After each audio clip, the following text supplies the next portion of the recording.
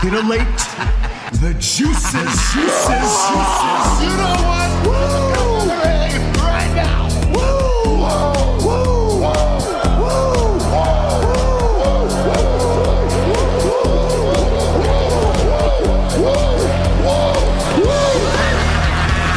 Dr. Hughes invites followers. Oh, let's see if they increase now. Me too. Yeah, wow. Dr. Hughes. Mock ass mock. He's a great podcaster. Trick ass mock. Acknowledge me. We coming for you, nigga. Fat! Yeah, Dr. Hughes, here we go. Keep plugging yourself, that's cool. First up, a man whose looks will serve your inner needs and desires. Dr. Hughes. Yes. In the holiday season, holiday Dr. Huge here. Show us. There we are. With the sleaze, none other than. Haven't played. None other than. Where's my none other thans? He is none other than. I still got it, sleaze. Still got it. And look at this. Who else is joining us? Who's not joining us? There he is. There's a chair here. Oh. Look Sorry, at Danny Good evening. Damage from the UK. That's right. Looks busy. Busy man. Sorry, I thought I had a couple more minutes left. Sorry. Nope. Never. You know, I always pull the trigger like randomly. You know, as soon as I'm done doing a breakdancing or whatever I'm doing. All right. Anyway, so, yep. The HUGEies are today, the first ever. Get liking and retweeting. Let everybody know. Everybody sounds a little ill this holiday. I know I do. Everybody's coming down with something. I'm trying to watch my football games. They're like everybody's sick. I don't know if it's, Seth Rollins juice type sick, or it's like real sick, but. Or if it's the AIDS. Mm-hmm. It could be that. Yeah. What do you think, Danny? Could it be AIDS? It might not be that one. It could be, unless you mean the other one we're not allowed to talk about. We're allowed to talk about old age. Can't talk about anything. That's what I've learned over the weekend and over my entire life. You're not allowed to talk about anything. But there are a lot of monkeys escaping from, car wrecks and things. Have you heard about? Remember those things? Yeah. Mm-hmm. Yeah. They were running around throwing their syphilis at everybody. 12 Monkeys. Is that the movie with Brad Pitt? Yeah. I want to be Brad Pitt in 12 Monkeys. I just want to be Brad Pitt. I mean, the fuck? Wow. Well, maybe not now. He seems like old and crusty now. Yeah. You're probably better off being the sleaze right now. Yeah, probably. At least I shower. Yeah. He doesn't shower. He probably got bitten by the monkeys on the set or something. And over time, Yeah. Married, what's her face? I was going to say probably got bitten by Angelina Jolie. Yeah. That's what it was. Yeah. Mm-hmm. Angelina Jolie was so stinking hot. And then, as soon as you get like the them skinny, spindly 40-something, 50-something year old legs, we don't like that at HUGEies Studios. And it's the hands too. They get all bony and shit. Yeah, they get those gremlin hands. Yeah. Mm-hmm. For me, it's the shiny face. It's like the exoskeleton. Yes. It's like, the skeleton's meant to be inside, not outside. The last from Sex in the City was like the worst sort of like first offender for that. And then loads of others just started to imitate that. Yep. Oh, she looked like a horse too, so it didn't help. Yeah, there was that. Yeah. Oh man, we're rough today. Rough on everybody. I don't know how we got here. We're just doing it. This is what we do, folks. Like and subscribe, hit all the buttons. Yeah, nobody expects us to do shows on Sunday, but again, I know the NFL's going on. I just watched the Patriots destroy the Jets. There was really no reason to watch the second half. 35-3 at the half. Yeah. And just the way, I'm not going to get into it. Just the way everything's fake and phony, like I've been saying. But sports, it's so recognizable. We got week 16, which usually is the last weekend of the season. We go into the playoffs next week. Nope. They added a game on a few years ago. For what? I don't know. They're talking about people breaking records. Oh, well, they didn't break it this week. Well, maybe next week. And it's like, well, that's not like the real record to me then. You did it in an extra game, which some of them, most of them, are meaningless. Fuck this. This world is so stupid. So let's talk sports. Yep. Yeah, let's talk about the biggest fakest shit. Sorry, before you move on from that, would you quickly explain to me, a stupid, ignorant person that doesn't follow all the sports, what's the thing with like needing 6 different subscription services to watch like the next week? That's the thing too. It's getting worse every year. So, yep, I retweeted somebody that listed them all. It's like several of them. If you wanted to watch every game, it's just crazy how they've got. I knew they were doing this. I've been saying it all year long, and slowly but surely, like rolling it out where you have to subscribe to. Like, I still haven't watched Daredevil because I'm just like, I'm not getting Disney Plus. I don't want to. What am I going to do? It just to watch this? And then what if I don't have time? Now I got it for 3-4 months. I'm paying $40 to watch a TV show. That's stupid to me. I know it's old way of thinking, but I think everybody's been brainwashed into thinking that this way, the subscription way, is the way that we should be living going into the future. That stinks. I just did it with Apple TV just to watch a movie, and now I'm going to cancel it. There's nothing else on there I want to see. Yep. So. It's the way it I works. would do that with Paramount for South Park. I haven't done this year because they're just playing that same old joke again this year. But previous years, I'd just get it for a month and just smash South Park, and then maybe get like a season of Beavis and Butthead or whatever else had come out at the time. But I wouldn't subscribe for like long times. The microcosm of this is the WWE and TKO. Look at what they've done. They've spread out all over the place. They're on Netflix, Tubi, you name it. They're on cable networks still. Then you got the ESPN Plus for the PLEs. We got Peacock for Saturday Night Main Event. Fuck this. How about that? How about I just don't really watch it anymore? And I know I've been threatening it most of the year, but I've been doing it. I've been practicing it. A lot of the people in the IWC are like freaking out over WWE having all that. But then I saw that list of the NFL. They're on like 10 different streaming things too. So it's not just, for them. It's all of entertainment is doing that. They're spreading their shit out all throughout. Mm-hmm. It's a cable bill now, guys. Right. But having cable is the wrong thing to do, which it kind of is. I mean, cable's a scam too. Yeah. My cable bill one year, they got me paying like $7 a month for the school district through the cable service. You got me paying like whatever these programs are. I don't know. Why am I paying tax type shit through the cable? Huh? It's gross. At one point, at the highest, and I'm literally watching like 4 or 5 channels throughout all the 300 I got. I was paying like $190 a month. That's obnoxious. And it's mostly crap. Like, at least with the streaming, you get what you want. You know what I mean? For the most part. Mm-hmm. But yeah, cable is a fucking joke.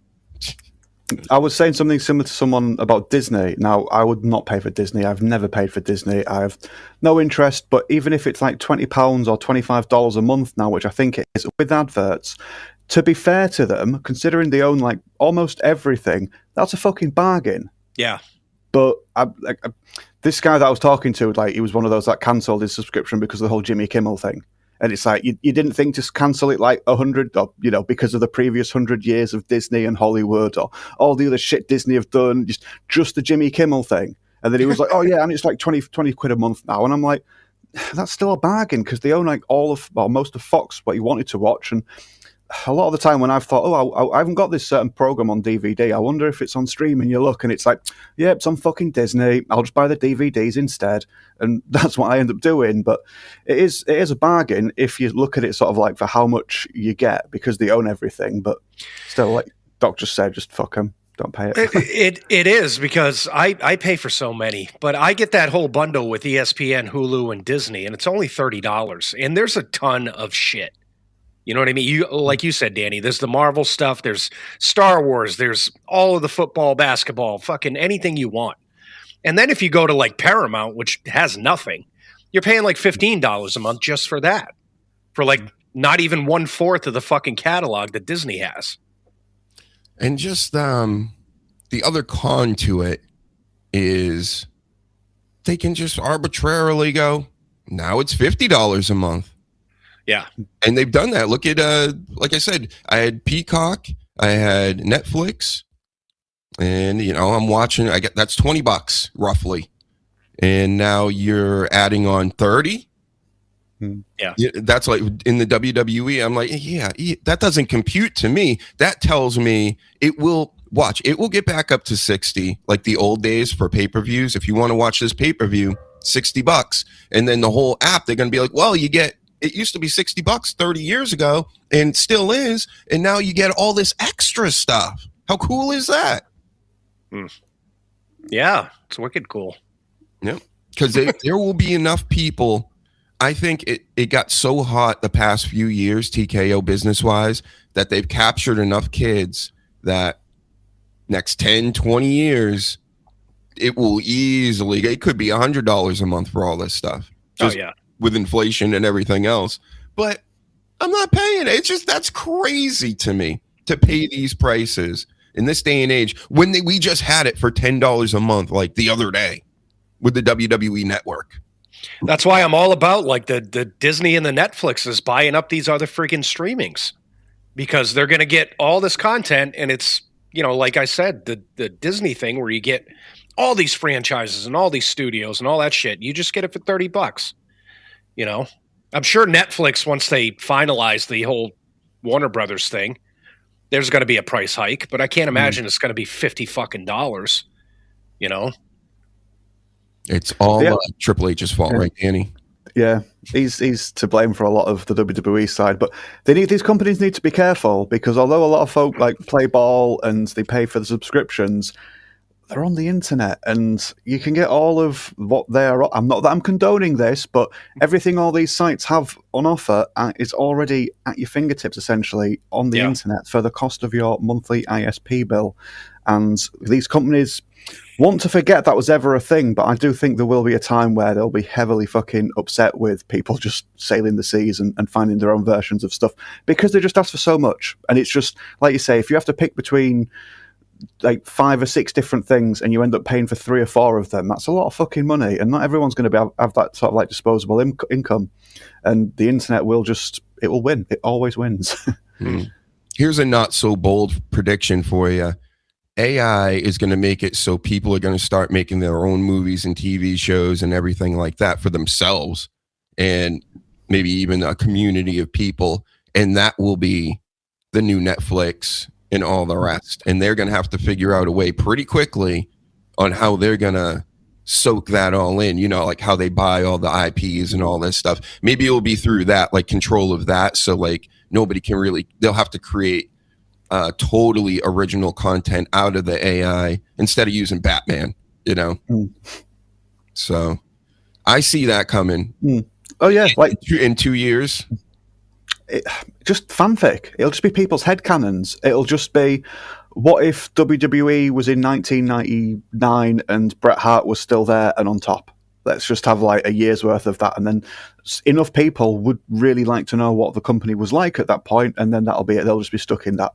It'll be AI. It'll be obviously AI, but it's still entertainment. I don't know if it will be so obvious anymore. I mean, it's pretty good right now. That's why I'm giving it. In 2 years' time, it's going to be sick. Nobody's going to be able to tell the difference in video, never mind the pictures. Like, and then they'll be like, again, like you said, we could take Seth Rollins and put him in the Attitude Era or something, make a whole just running TV show about that. And you don't even have to do anything. You just program in a few things. Yep, he's going to do this week, and he's going to do that week.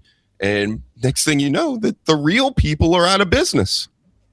Yeah. Oh yeah, all the anime companies and stuff like that are doing these movies, I within 10 years, it's just You're going to throw in, hey, make a movie about fucking a rabbit, and a fucking fox running around and doing shit. Fucking a rabbit. Yeah, fucking a rabbit, and they're gonna go into their computer like that, and it's gonna come out, and animators and all that shit are gonna be out of work. Hasn't Disney just done that whole thing with the animals? I'm sure they've got a film out for the furries. Zootopia. That's the one. Yeah, that's why I thought of the rabbit and the fox. I didn't know if you'd seen it and you were spoiling things for people. No. I was going to say that's quite naughty, but yeah. Superhero stuff will just be like, oh, let's just make. Instead of having to make the comics with like Batman and Deadpool crossovers, people just do their own crossovers, and then they won't need to worry about the companies getting the rights to each other's stuff. Or even if it's people within the same company for like anime, for example, you could be like, oh, let's have like a full-time series of like Goku from Dragon Ball and Luffy from One Piece and just other characters, and like let's just have them do stuff, even though like whenever they've done crossovers before, it's just been like the odd one-off, like Christmas time or bank holiday or something. But they're going to struggle unless they sort of like get really clever with them, or not even clever with their entertaining, but just like keep giving people good stuff and not just filler, because that's what a lot of people get upset with, like anime and that. And we've talked at length about comics just like putting so much fluff in everything now. So I think the market's just going to be flooded with AI for a while. And I think although it'll look good, there will be sort of like little tells where people will just eventually be like, I want the human touch again. And it will be craved in longer, maybe like 10, 15, 20 years, but you have to hit rock bottom before you can start building things up again, don't you? Yeah. Well, we talked about that too, even with like owning CDs and shit like that. Like that's coming back in. And another thing with like animation, a lot of like drawn animation is on demand right now instead of these computer generated stuff, where a lot of companies are going back to like drawing, cartoons and movies and everything else. So yeah, I mean, everything comes around. People are being shamed out here like crazy, especially in the comic book world. Like if you have anything that looks remotely AI, even on like other logos or just like things that are loosely even affiliated with your stuff, they're like, oh my God, they're using AI. Well, a lot of, and they need to do it now. And a lot of companies are doing that. They're clamping down on a lot of the AI shit. Like YouTube did it with channels that were generated 100% with AI. They're coming down on shit like that.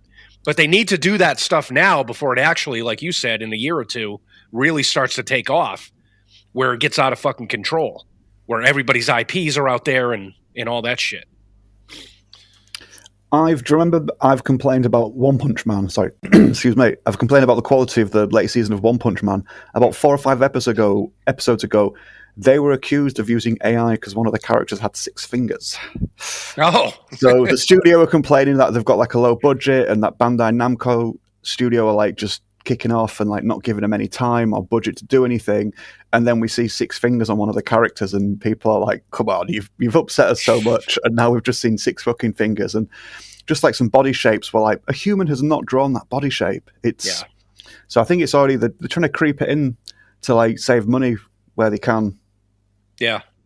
I seen, what was it, a Pepsi commercial or some type of drink commercial the other day, and it says in the bottom corner, made with AI, but it wasn't in like tiny font. It was big enough I could actually see it, but I was like, that's weird. So are they have to say that? Because why would they say that? And then the whole commercial, of course, is one big AI slop thing, and I'm like, all right. I was actually thinking that they're probably going to have to warn you whether or not it's like actually made or done through AI. That's probably going to be one of the big first steps, where it's like, what the fuck am I watching? I'm sure. Oh yeah, this is just made up. Yeah, everybody's going to abide by the rules, I'm sure. Yeah. Absolutely. Well, they said about bringing that in for like photoshopping, because like young lasses and that were looking at all these like attractive women, but really it was just loads of makeup, loads of Photoshop, and young lasses were buying into that, and they were meant to be looking into like putting warnings out, but I don't recall ever seeing any of that. They just cracked on as usual. Mm-hmm. We have all kinds of hearings over here about everything, Danny. Like they just go into our special buildings, and they basically yell back and forth and question each other and go, it's a yes or no question, always yes or no questions, no gray areas, and all this stuff. And then nothing comes of it, right? So they brought in all the tech guys and they did that. They said, hey, how dare you? You're doing this and you're doing that. And then nothing fucking comes of it. So, yep. They're going to do that with AI too. They're just pushing it right through. That and the Antichrist, right, Seth Rollins? It's going to be all the AI. And that's what's creepy too. This Peter Thiel guy who owns Palantir, who is like the top AI security firm thing in the world, is he likes talking about the Antichrist, and I don't like that combination one bit, Mr. Thiel. So cut it out. You're freaking me out. You're freaking people out. Stop freaking me out. Stop acting weird and telling us that you need we need AI to like almost combat the Antichrist. Why are you so interested? What the fuck does that have to do with anything? Exactly. I like how they've dropped the climate stuff as well, because obviously you need more computers and more power to sort of like to power all this AI stuff. So a lot of these people that were pushing different types of tech have just dropped all the climate stuff and the futuristic power generators and just going like, oh yeah, just fucking whatever we can get to power our computers and our servers, that will do nicely. And that's just very quickly gone out the window. So many crazy stories about that in America too, where they're in certain towns and everything. They're just sucking all the electricity and everything. People are living like as if it's like ancient times and their water's brown. Like everything's like polluted and gross because you got this like Walmart sized computer, like just sucking up all the juice in the world. Well, they have this new data center somewhere in Massachusetts, and that's the problem. Like, they're having a huge problem with power. And one of the reasons is because of the climate change shit. Because Biden put all these freaking laws in place that shut down these power supply plants. And now they put a data center that doesn't have enough power because Biden's administration shut it down because of global warming and all that voodoo shit. Yeah, and then they did that after they signed it off or whatever. They're like, yep. We're doing great. We're doing great, everybody. You know what? It just feels like to me, before we get into all this wrestling and the awards, it's all coming. But it just feels like this is a controlled collapse that's happening here on purpose. And they're definitely doing it to Europe. You're ahead of schedule here, Europe. They're control collapsing you as well. You can't be this inept where you're literally doing things that your country people don't want, and it is obviously going to affect you and hurt you, right? So they're doing it on purpose. And everybody should start asking why and keeping up, because things aren't that great. That's why I think that's a part of why I think all the entertainment and stuff that we talk about generally has gone so far off the rails, because it's almost like a cash grab before a cataclysm or something. You know, they almost don't care that, you know, that things are rigged and fake. And it's just the world is getting so stupid that people just need to start recognizing things a little quicker here. You know, let's go. I thought there was an awakening or something that 2012 that was supposed to happen. The Mayans said. Yeah. We're way behind. No, we got dumber. I'm telling you, the world as we know it ended in 2003. And it's gone downhill ever since.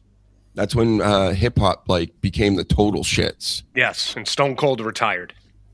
Yep. That was the sign of the end days. Yep. Stone Cold retiring.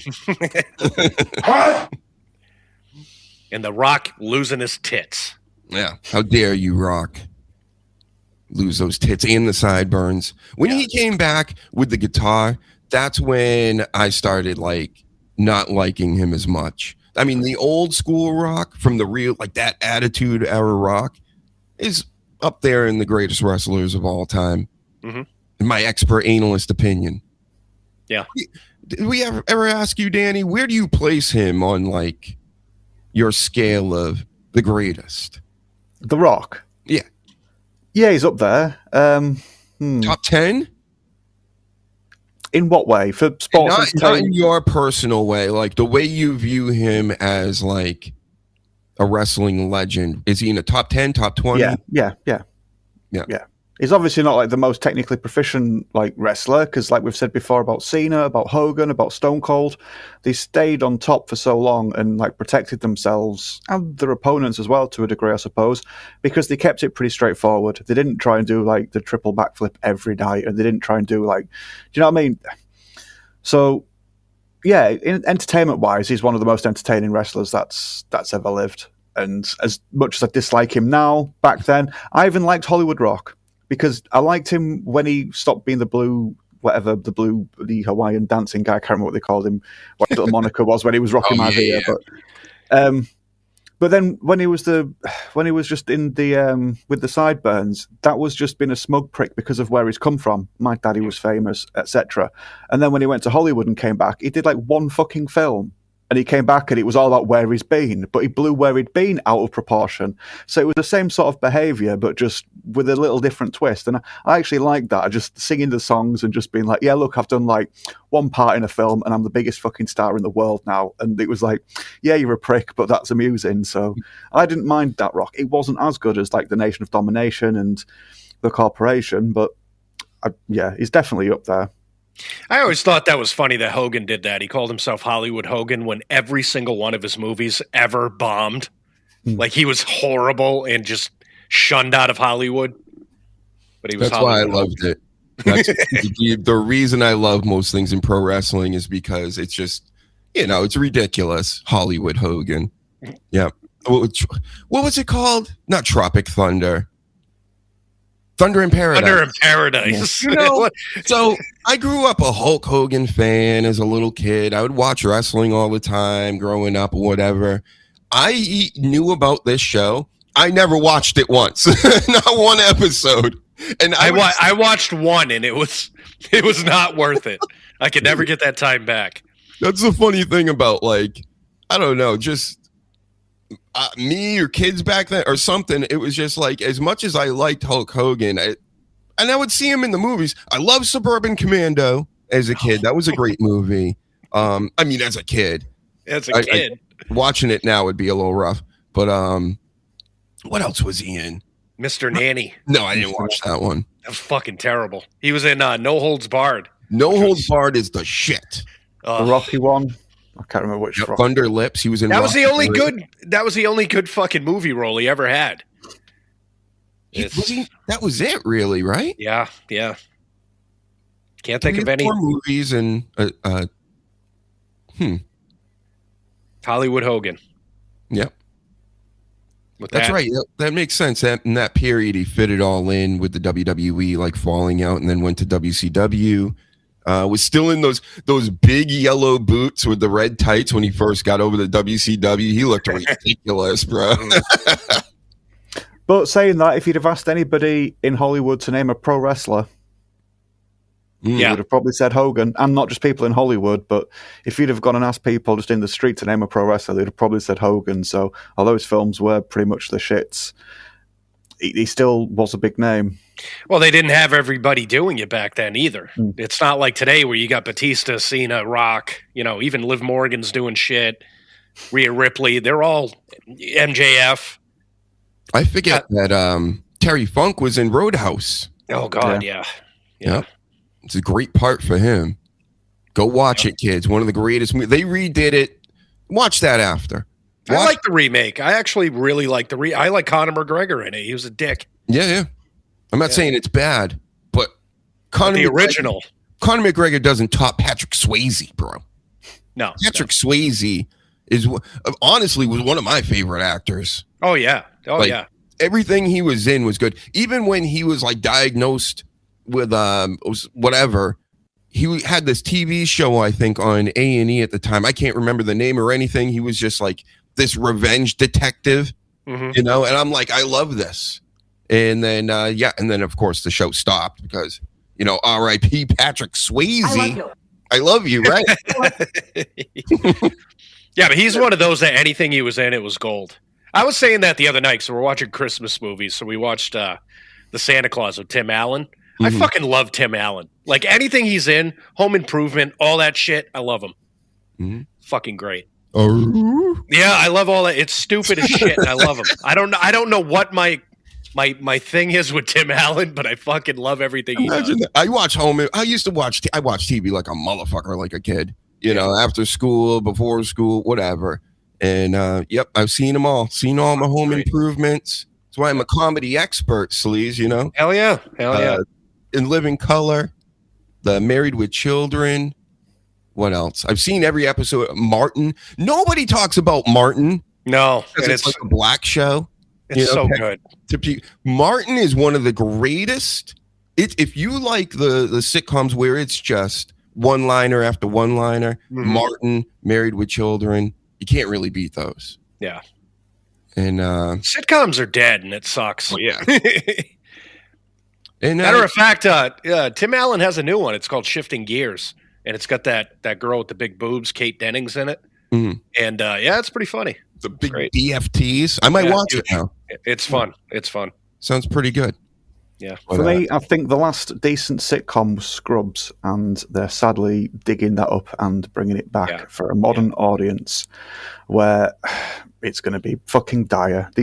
I don't know if you're aware, but after they did the 9th series, which wasn't very good, they did like a podcast where they basically just started apologizing for jokes they made in the previous 10 years or whatever, where it was like, oh yeah, one of the characters did blackface, so we're really sorry about that. And then there was another episode where we made a sexist joke, and we're really sorry about that. Off. And it's fucking awful. And that was a good idea for a podcast, actually, but I got like 5 or 6 episodes in, and they had Sarah Chalk, who was Elliot, just like, it sounded like she was pleading for her fucking life, apologizing for doing like a blackface bit.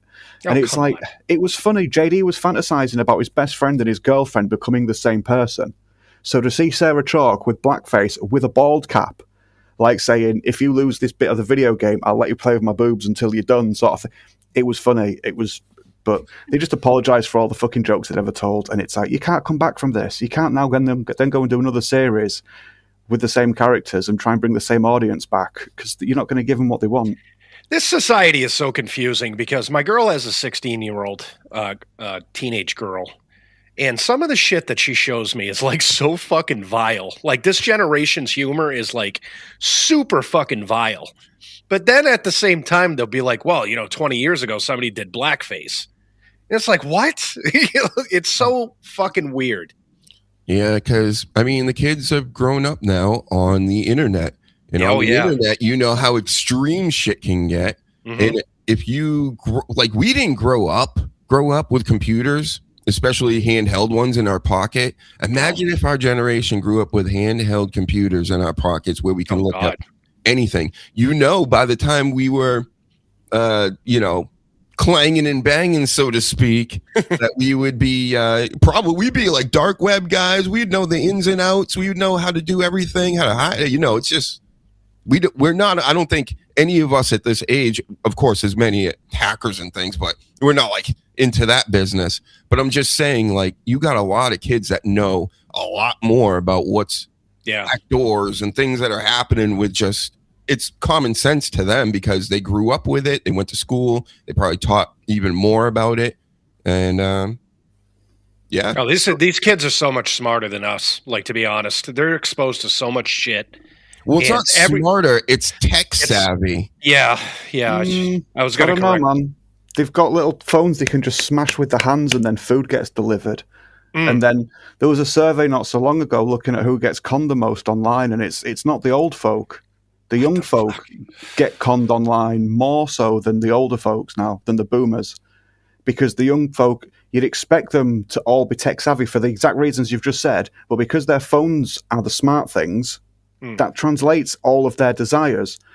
People that grew up in the 90s are probably in a better position because they remember the time before all of this. So they can look at the difference and be like, I maybe don't want to just sort of like sit with my friends and all of us be on the phone together, because I can appreciate what it was like before to just sit and chat with people. And then if you do have a problem, like the example I always like to use is you're trying to set up your computer and you need a modem driver, but you can't get on the internet to get the driver for the modem. How do you fix this? You give that to somebody nowadays, they'd just be like, I just hit my tablet harder until it happened. Or I'd be like, okay, Google, fix this problem for me. Okay, Alexa, wipe my ass for me. And that's sadly where a lot of people are with the tech now. So some people do know more, and there is a lot more tech around, but I don't think it's necessarily the user that has grown Maybe smarter. I'm just It's getting phones. dumber. Maybe that's it.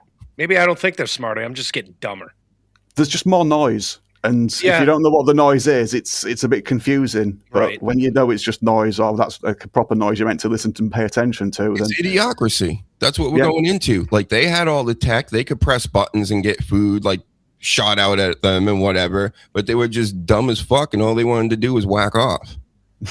You know, That's all I want to do. What the fuck? it's somewhere between Idiocracy and Wall-E, if you've seen that, where they've just all really fat sat on the cinema, the theatre seats with like the popcorn and the drink and the screens in front of them, and they don't have to do anything. They just wheel around and it just all happens for them. Yep. That's the world we're slowly going into. And again, yep, it's just like the way I put it always is take a 20-year-old's phone away, take a 40-year-old's phone away, and let's see them drive into the city and back. Oh God. That's it. Like, just do that. Can you do that? And, like, go to certain spots and then come back? Just happen to wait in line for something for 20 minutes. The young person without the phone will just dig their nails into the fucking legs with anxious sort of like despair. Whereas the older person will be like, I'll just hum to myself for 10 minutes. I'm fine. I know what it's like to be on my own for a minute and stuck in my own thoughts. Whereas if you've got to do that, the younger people have just been told to be fucking scared and anxious of everything. So, yep, that's the thing I'm worried about the most. It's like all the powers that be, all they have to do is just turn the power off. Yeah. And we're going right into The Walking Dead. Within a month, people are it's gonna start getting crazy. And because people just can't act right out here. They don't know. They're too stuck with the phones and the internet and things that they don't know how life works anymore. So, did you ever see the South Park episode where the internet went down? Mm-mm. Oh, that's a really fucking good one. It's really good. It's called California Way. It must be about 10 years old now, so it would be even funnier if they did one now. But back then, it was just people were so reliant on the internet; it was still funny. Yeah, I'm telling you, I'm relying on it for this wrestling stuff. That's for sure. They're on every other platform now, and got to keep up with the news and what's going on. We got the HUGEies, everybody. This is the most prestigious award show. Did you know you're at the prestigious award show right now? That's what we've been doing this whole time. Not bullshitting, right? No. Not nothing else. Tell everybody, send us a subscribe, hit the likes, smash the like buttons. That's what the kids say. And then tell everybody else, share the show out, all that stuff. We're on X, we're on YouTube, we're on Kick even right now. Come over to YouTube and hang out with us. We're going to do the most prestigious, most glamorous, most bestest award show right now. Get ready, guys. Hold on. Okay. It's just me. I got to get us into this somehow. Presenting to you at home the HUGEies, the first annual HUGEies, the most amazing day. Everybody this year, and it's just the best time of year to the end of the year. We're gonna tell you the nominees of all the categories of anything that really matters for wrestling, and then we're gonna give you the winners. We're gonna celebrate the legend that we can talk about every week or so. And they're cool and they're great. And you are also doing great. Like and subscribe. The HUGEies is brought to you by Pfizer. Let me screw it out. The music. The HUGEies is brought to you by Man Wipes. Blue Chew and Tacoma boots, right, Eric Bischoff? Yeah. Yep. Trojan condoms. I always eat Blue Chews for dinner while I only wear Tacoma boots. Eric Bischoff. Right. Yep. So, first. I'm hard right now. Sorry. Everybody is. They're so ready for this. The first category in the HUGEies is funniest moment. Now, the 3 funniest moments that stuck out to me, it was tough. You know, I could have. Here's an honorable mention. I'm not going to do this a lot tonight, but this is an honorable mention. No, Damian Priest's funny face when Drew McIntyre beat him up. He kept this face on him for a good minute. He's brought it back as well, I think, because the people like it. So shout out to you, Damian Priest, who's taking on Aleister Black in a 3-hour fucking SmackDown next week. But how many times are they going to wrestle? Holy shit! listen, they got to get this feud out of the way, whatever it is. The same thing with Drew McIntyre and Cody Rhodes. Like, what is that? I guess it just stinks. You know, all this stuff stinks. But funniest moment, number 1 nominee, the Brock Lesnar fall. Remember that a few weeks ago? He comes out, he does the song that as soon as the explosions go off, he does his little, you know, kick and stomp thing. And as soon as he's about to do it, he rolls backwards because he slips on baby oils. Baby oils. That was Diddy fun. oils. Then my second pick of the year, and this is a conglomerate of different moments, but it's R-Truth during the Cena heel turn, babyface turn, that whole storyline. That was peak R-Truth. I think he even left the company and came back in the middle of that, or before or after or something. It's good stuff there. And then the last one, Brock Lesnar splitting his pants.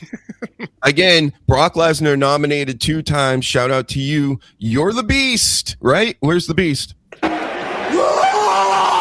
Split his whole pants doing something in the ring, so his whole ass and everything's hanging out. Tighty whities, all that. And the winner of the funniest HUGEie award goes to Brock Lesnar for falling. Where are you, Brock Lesnar? Where are you, Brock Lesnar? I don't know where he is. I don't think. Could he be with us tonight? Yes, he could. There he is. He could, yes. There he is. Brock Lesnar. There he is. For your funniest moment of 2025 in all the pro wrestling. Look at the way Paul Heyman's even looking at him like, what the fuck? Like, we didn't plan this. I didn't advocate this. But at least he's having fun. Yeah, yeah. Ass up in the air. Still holding his hat, though. Got to give it to him. He won't let go of that fucking hat. Even the still picture of it's great. Oh, so Beast incarnate in the background. And then don't forget, Brock Lesnar actually had a trifecta. When he came back, split his pants. He got into the thing with R-Truth, and it was the fucking worst promo. He's really made an impact on his return. He brought the old Vince style back, like some real funny stuff this year. Keep it up. The bad promos, I'll take it. Like I said, I like all this stuff. Yeah. So, yep. Keep falling, splitting your pants. Again, Brock, you're amazing. It was almost like every other time he was on TV, he fucked up. So, it was great. I'm crying. Thank you. I'm so emotional over the HUGEies. They're gonna send me like a couple $1,000, and then I'll send you trophies. I think that's how it works. Yeah. We'll have them next year when the budget's better. And then we have biggest pop of the year, and the biggest pops nominees. AJ Lee when she returned. Everybody loves AJ Lee. Then we have not Danny. The Wyatt Six when they finally debuted. Didn't they debut this year? I think they did. Early in the year. I forgot they existed. Might have been on January 6th, even. Ooh. That holiday. They stayed on TV for ages, didn't they? And they didn't do any of the PLEs. And it must have been like 6 months. They knew that it was not the best sort of like thing visually, but yeah. Hey, the initial pop was huge. Yeah. And then we got Alexa Bliss. Yes. And the HUGEie Award for Biggest Pop of the Year goes to Alexa Bliss.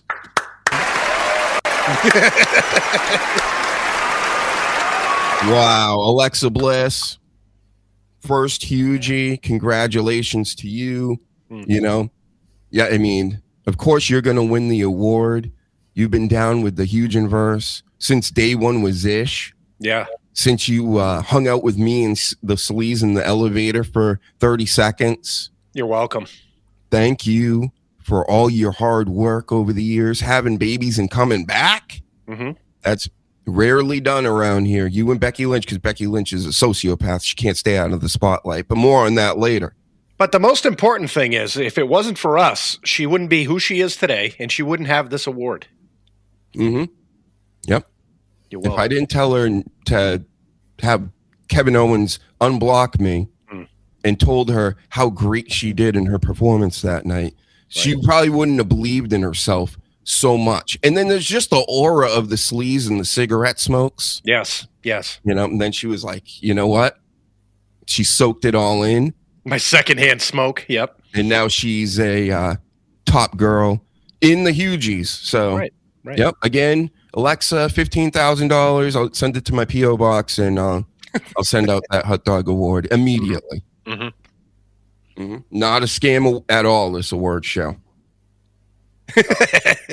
Next up, best announcer of the year 2025.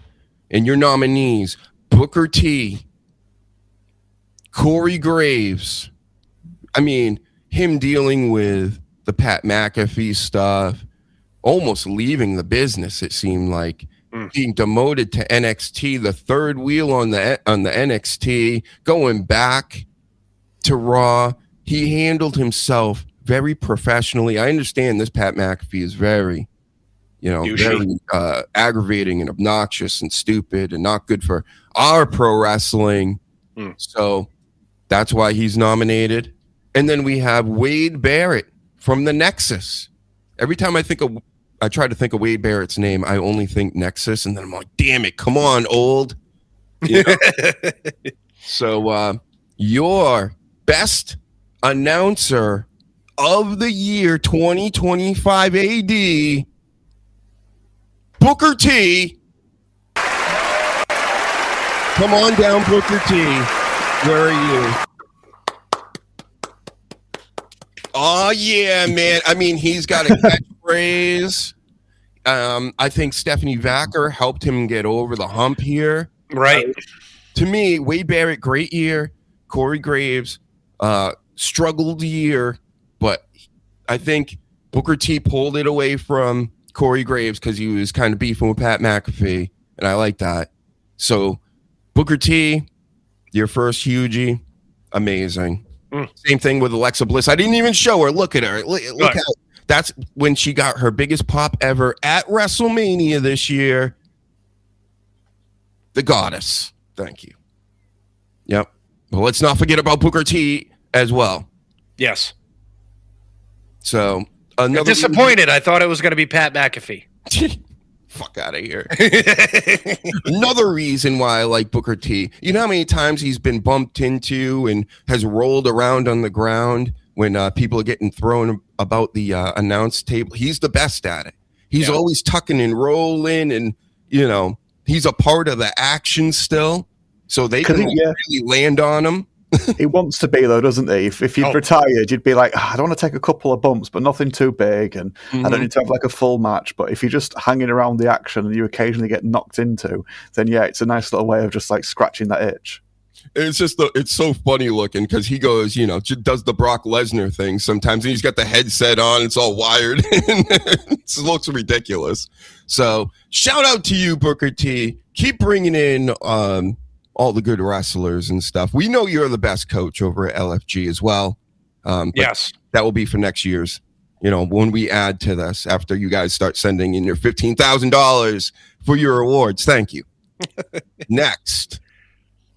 One of them's got to send Well, it. first of all, do you guys disagree with any of these? This is best announcer. Best announcer should have been Pat McAfee. Really? No, you can't. It's going to be too biased. Just Doc loves him too much, and he really too predictable. Mhm. I think the commentators one, the announcers one, was a tough one because, like you said, Barrett had a good sort of like first year, or this is like his first sort of like introduction as a commentator. Corey Graves had dealt with like quite a lot of shit, but I've always liked Corey. But then Booker T has just added just a bit more sort of like liveliness to the NXT table. So Yeah, I agree. He just makes me laugh the most. Because even sometimes he'll be like, blah, blah, blah, blah, blah, blah, blah. And then the guy is with, I can always forget his name, but he's just like, what are you saying? Like, I don't know what the hell you just said, boy. What the fuck are you talking about? So, yep. How about Alexa? That was the biggest pop, right? Oh yeah, definitely. of those three choices, I would have liked to have heard bigger. Jey Uso's ego when the crowd stopped loving him as much as they originally loved him. That would have, I think that would have won. Yeah, man, that was a good choice. She's one of my favorites. AJ Lee's was big, but I don't think as big as Alexa's. No. Yeah. I don't know why she, honestly, like it was rumored she was coming back and we kind of expected her to come back. I think at the time it was like a contract dispute, like in the rumor mill. But I mean, of course they could get it done. They got more money than God of these people at TKO. So, they got it. They got their moment, their WrestleMania moment.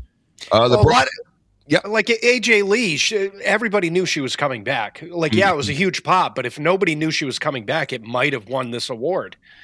But Alexa Bliss, it was like, there were rumors and then this and that, and they were saying, oh, definitely not. They actually hid that pretty good.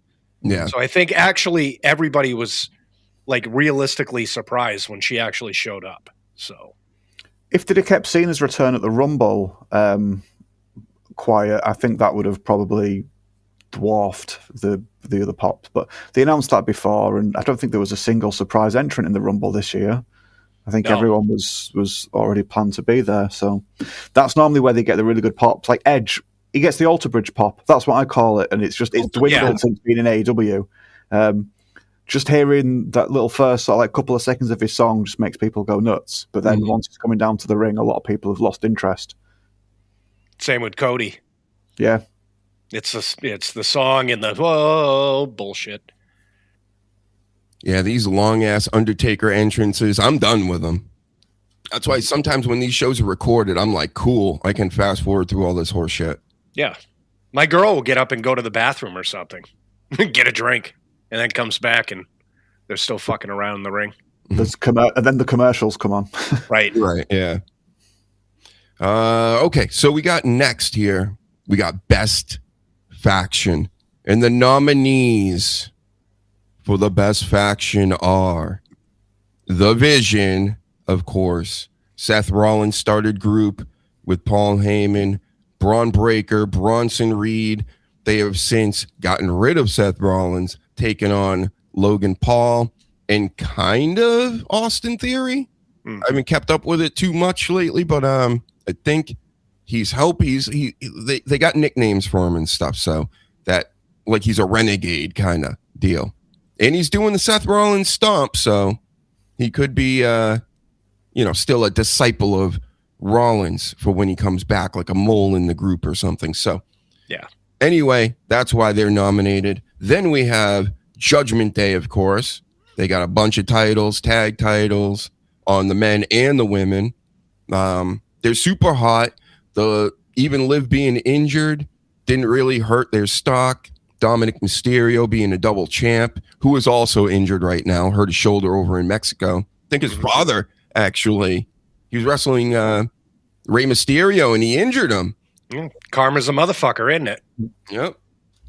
So, Judgment Day, you're number 2. And third, you may not know of, but I'm telling you, they're hot right now. The Death Riders. Dark State in NXT. They come out with the flashing lights. I'll give you this. I don't like necessarily the promos they do. I know what they're trying to do, but they're trying to be aggressive and intimidating, and it just doesn't fit when you got like 4 or 5 different guys with all these different attitudes, but they're all doing the same thing. So that's a little cringe. Yeah, I guess maybe they'll figure that out. But Dark State on NXT, good faction. They keep things interesting. And the winner of Best Faction goes to the Judgment Day. Yay, Judgment Day. I mean, come on. You got Rodriguez. You got Roxanne, Liv Morgan, Finn Balor, Dominic Mysterio, and JD McDonough, who everybody seems to know. If you've been watching any of his matches the past few years, he's really good at wrestling, and they just need to give him something to get him going. But that's the group. Better than the Vision. The Vision got all the names, of course. They're getting the biggest push, obviously. You take points off for the injuries. You know, Seth Rollins again. You got to change things up. Logan Paul being in there. Where is it really necessary? I don't know. Does it make sense? I guess a little bit, but not on the level of Judgment Day. And of course, Dark State. You were nominated. Just take that as a win. What do you guys think about that? Are there any factions I missed out? I know, Sleaze, you pointed out one. What's that? Oh, the Death Riders? The Death Riders led by none other than Moxley the 13th. Where are you, Moxley? Here you go. I mean, look at that.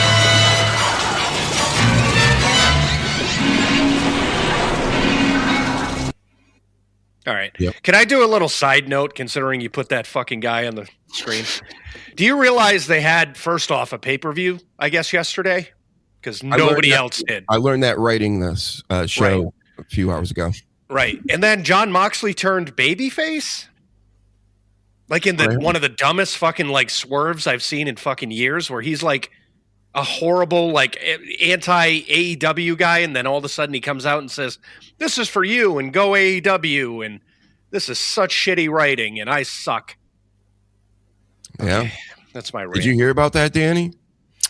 I saw, yeah, that's pretty much what AEW was doing. Like when I stopped watching it, they couldn't tell like who was meant to be the face and who was the heel, and it just changed. As soon as they established it, they just change it on a whim, and then the next week they'd be like, "Oh, just forget about last week. Think about 2 weeks ago. We're going back to that." And it's like, the fuck is this? Yeah. And then I'd get told off by people for just not just enjoying all wrestling. So I just lost interest. You got attacked for having a brain. Yep. It's all these companies, man. I really haven't seen TNA. I haven't seen enough of, but overall, I mean, creatively, look at the John Cena heel turn. Just that alone this year was just what a way to start, and then it goes to shit. Yeah, like almost immediately. Like everybody's just kind of like, was this a good idea?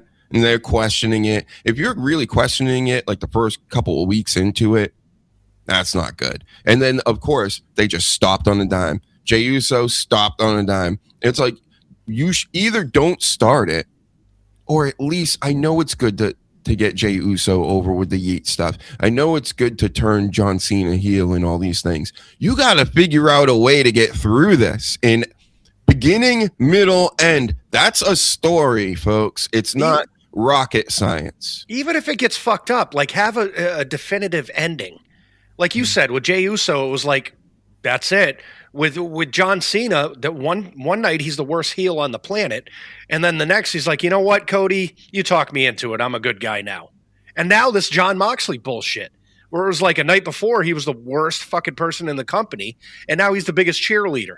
Like it doesn't make sense. Yep. I'm not bad no more, guys. I'm not gay no more. Yep, that's what Mox went in the ring and basically just told us all. Yeah. It's like, oh, not no more. Okay, got it. We remember you killing all those campers. All right, buddy? Can't get that by us. Especially in the sleeping bag ones. Yes. Yep. Where he just picks them up and bangs them against the trees. Mm-hmm. Got those. Right, moving on. We got some more categories, everybody. This HUGEies is very glamorous, very elaborate. all that the big fancy words. Right. Rookie of the year, and this is where I'm going to let everybody know things are starting to become a little more female around here. Yeah. Oh, what's going on? Right? I'm not gay no more. We're getting the wrestling seemed to be, this was like the real year of the female. They even had an evolution this year. Yeah. Remember that? I think in history, this is probably the best year in women's wrestling. Mm-hmm. Like across all boards. Yep. Like I say, Triple H is sat in that living room at home with 4 lasses. Yeah. And he's just that this is why he's just getting henpecked, and hey, that's fine. This is why he's going this way. Mm-hmm. Yep. So, Rookie of the Year. I won't give it away, but it's 3 females. That's why I brought this up. We have Roxanne Perez. We have Stephanie Vacker. And of course, we have Julia, who is recently the U.S. champ and everybody loves. And the award goes to, obviously, Stephanie Vacker. Wow, Stephanie Vacker. You're great. You look great. Look at Oh, God. There you go, everybody. What are you doing to me? I was about to ask if any of those 3 are Uggos, and I know the answer. I know why all 3 of them were fucking nominated. She's got it all. She does the dragon's kiss. I love those. She goes, and it's not I'm the best because it is not all about dragon kiss. I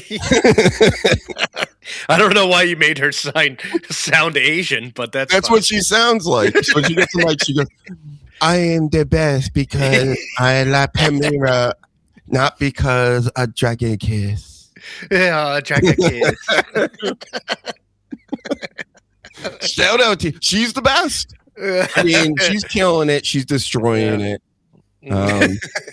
She sounds more Japanese than Io Sky.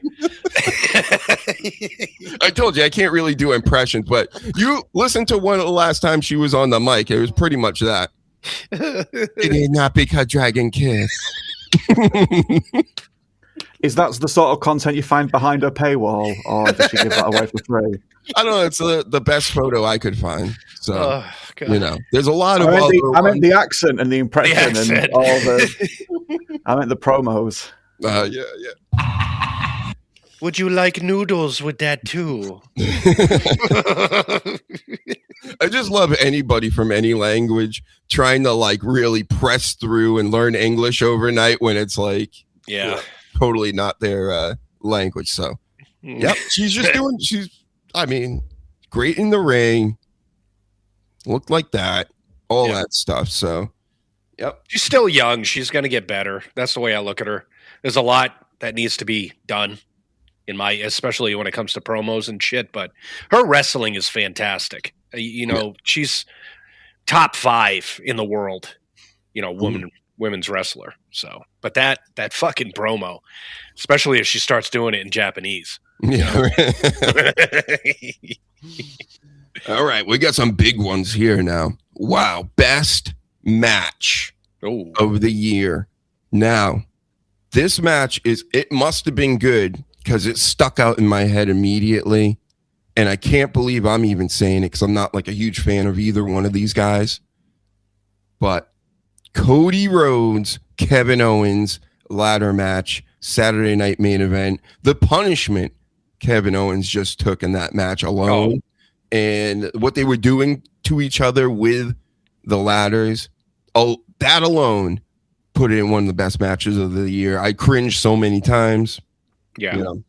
Then we have Bianca Belair, Io Sky, a Raw at the beginning of the year leading up into the whole Rhea Ripley, Io, then the triple threat match between the 3 of them at WrestleMania. I know everybody loves that one. I'm telling you, Bianca, Io, that first one at the beginning of the year, one of the best. And then we got Seth, Roman, and Punk at WrestleMania, which capped off night 1 of WrestleMania, where it left me with a high going, okay, this is a good WrestleMania. Like the first several hours before that, But this main event match took it over the finish line for me. I was like, all right, now if night 2 can even compete with this night, we're talking a great WrestleMania.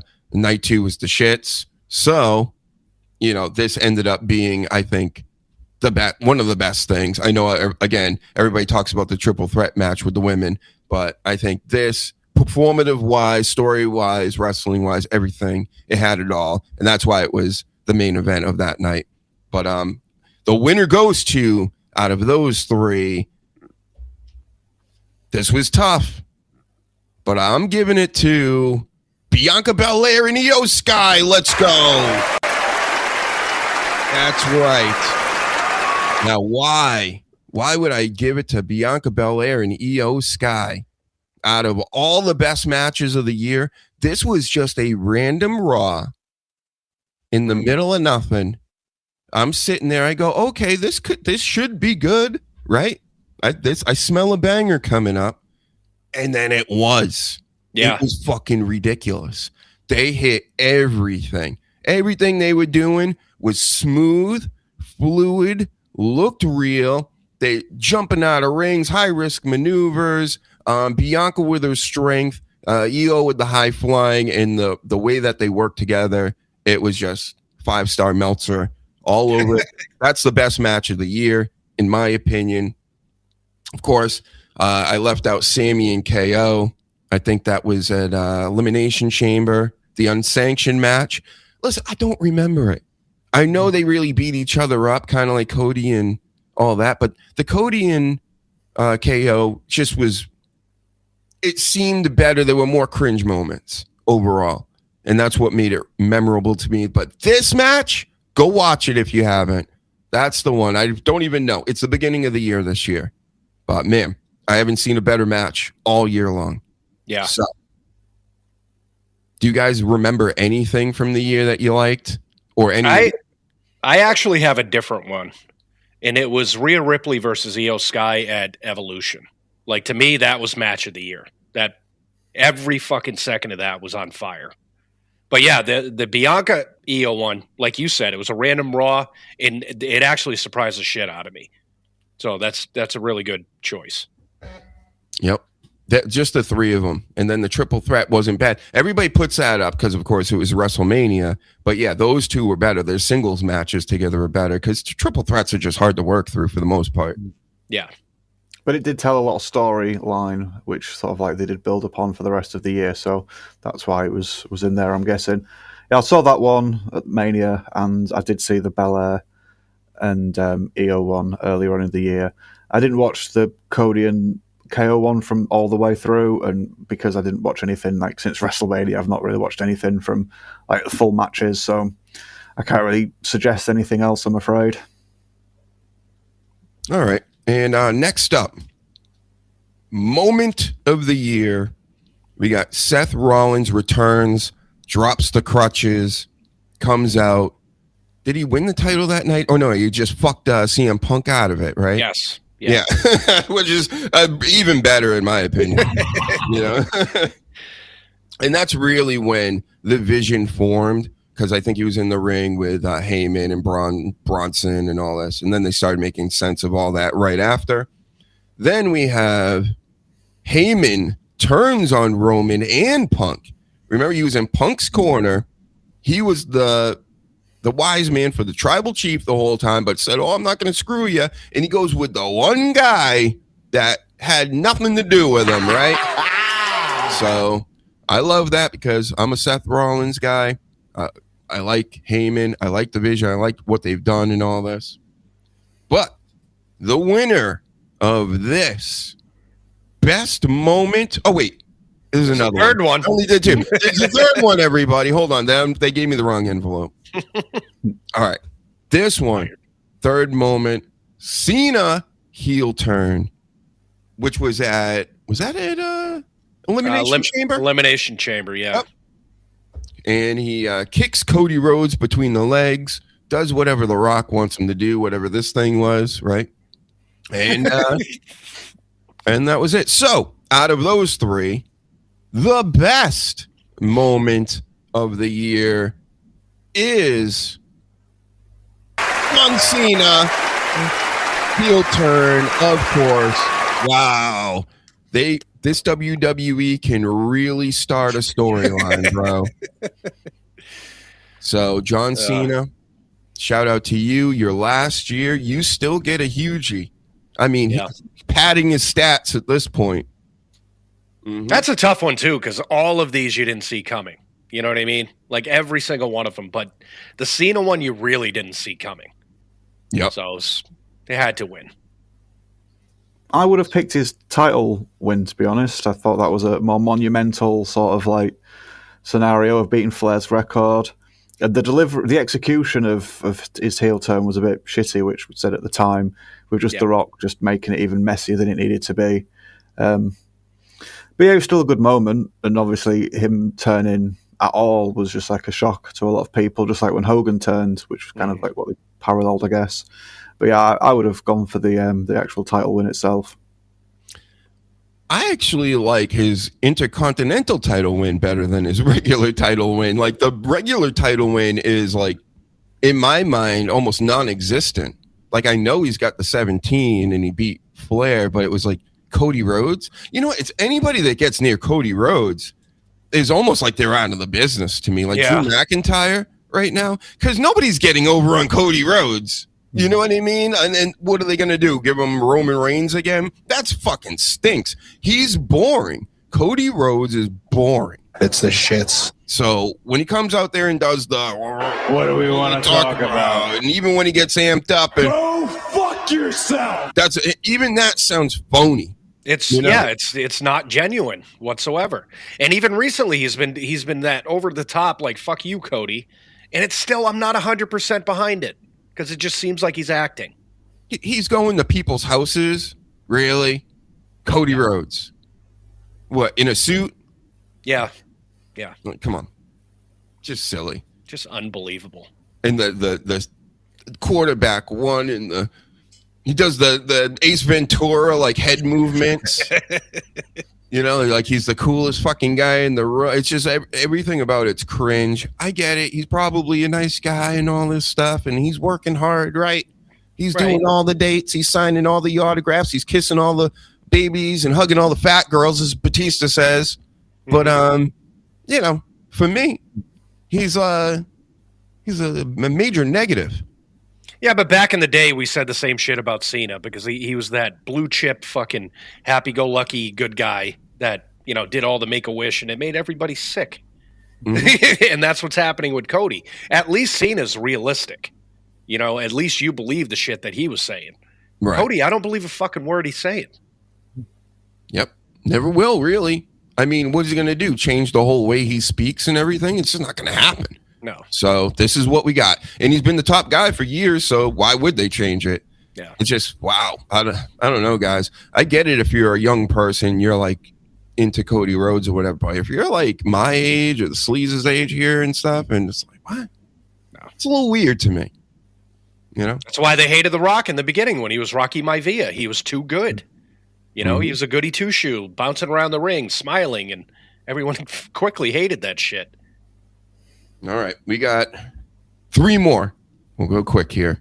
Best promotion, and it boils down to TNA, NXT, and WWE Raw. I'm doing this by show, like show promotion, right?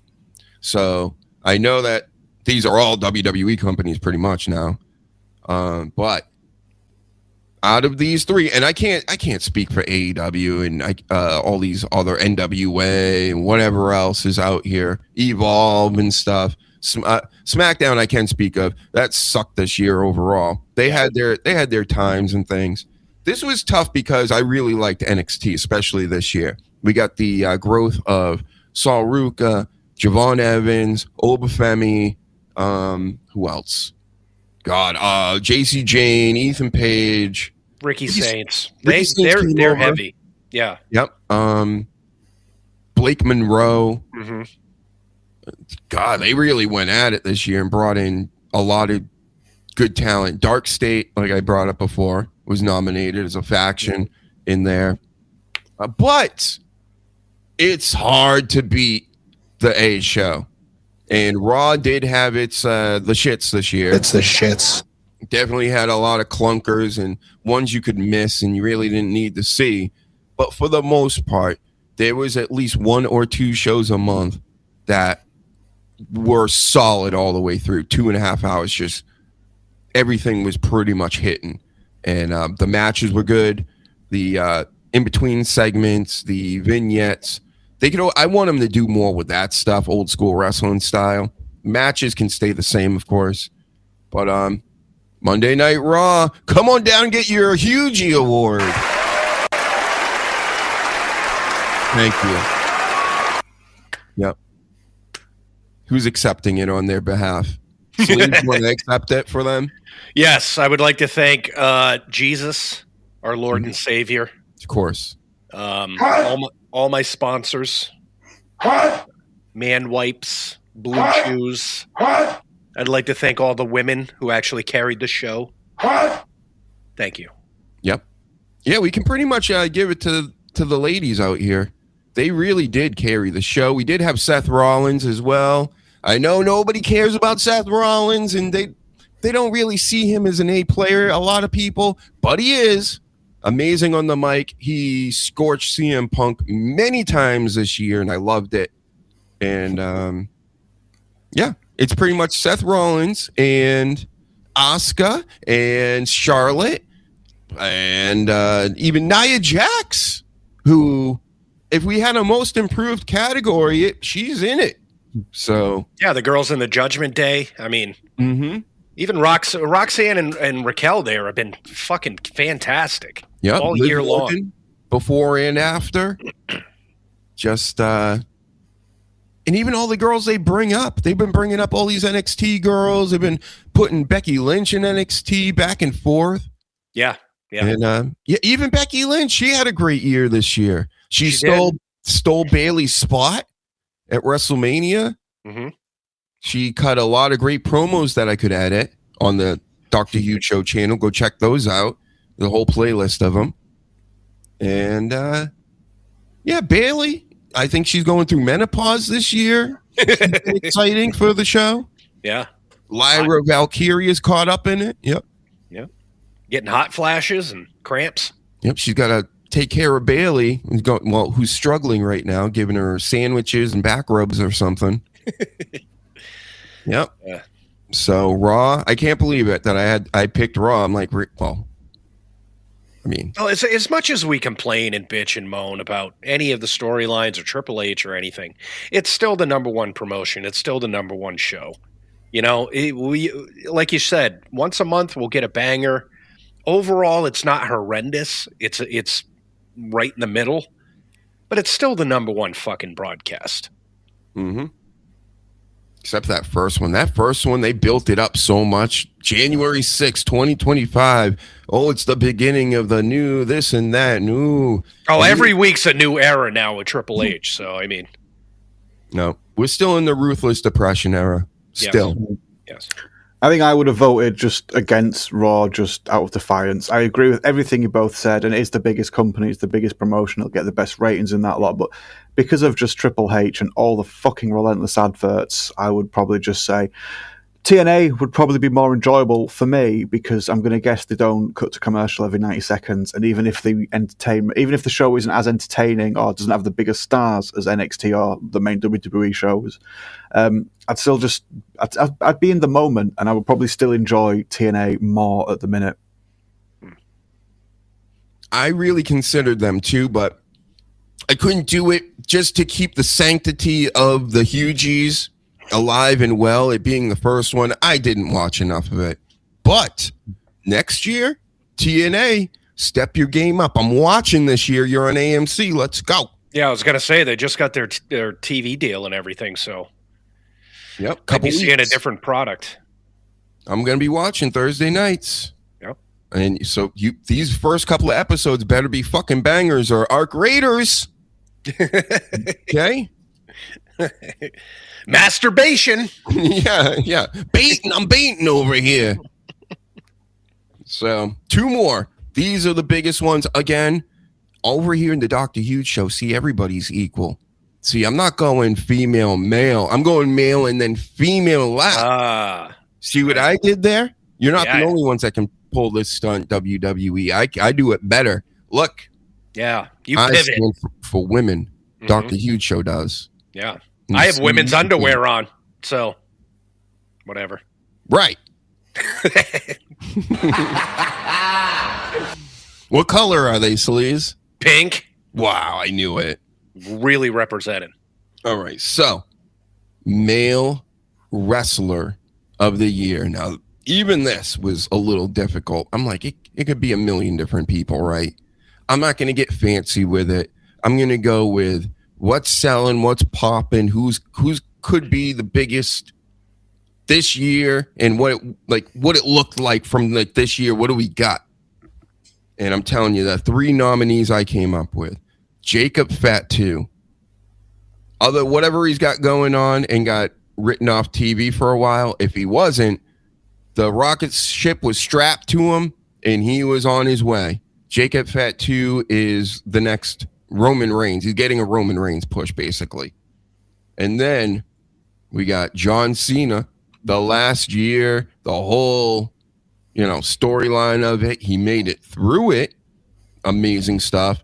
Then we have Gunther, who they attempted to boost other people, like Jey Uso off of, who won the King of the Ring, and who retired John Cena and Bill Goldberg.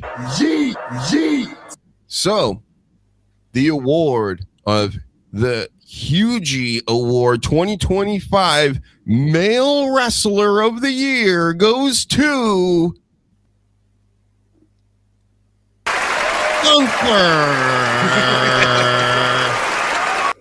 That's right. I wish Jess was here for this one. Yeah, she'd love it. She'd be vomiting right now. Yeah, she would have left. So, yep.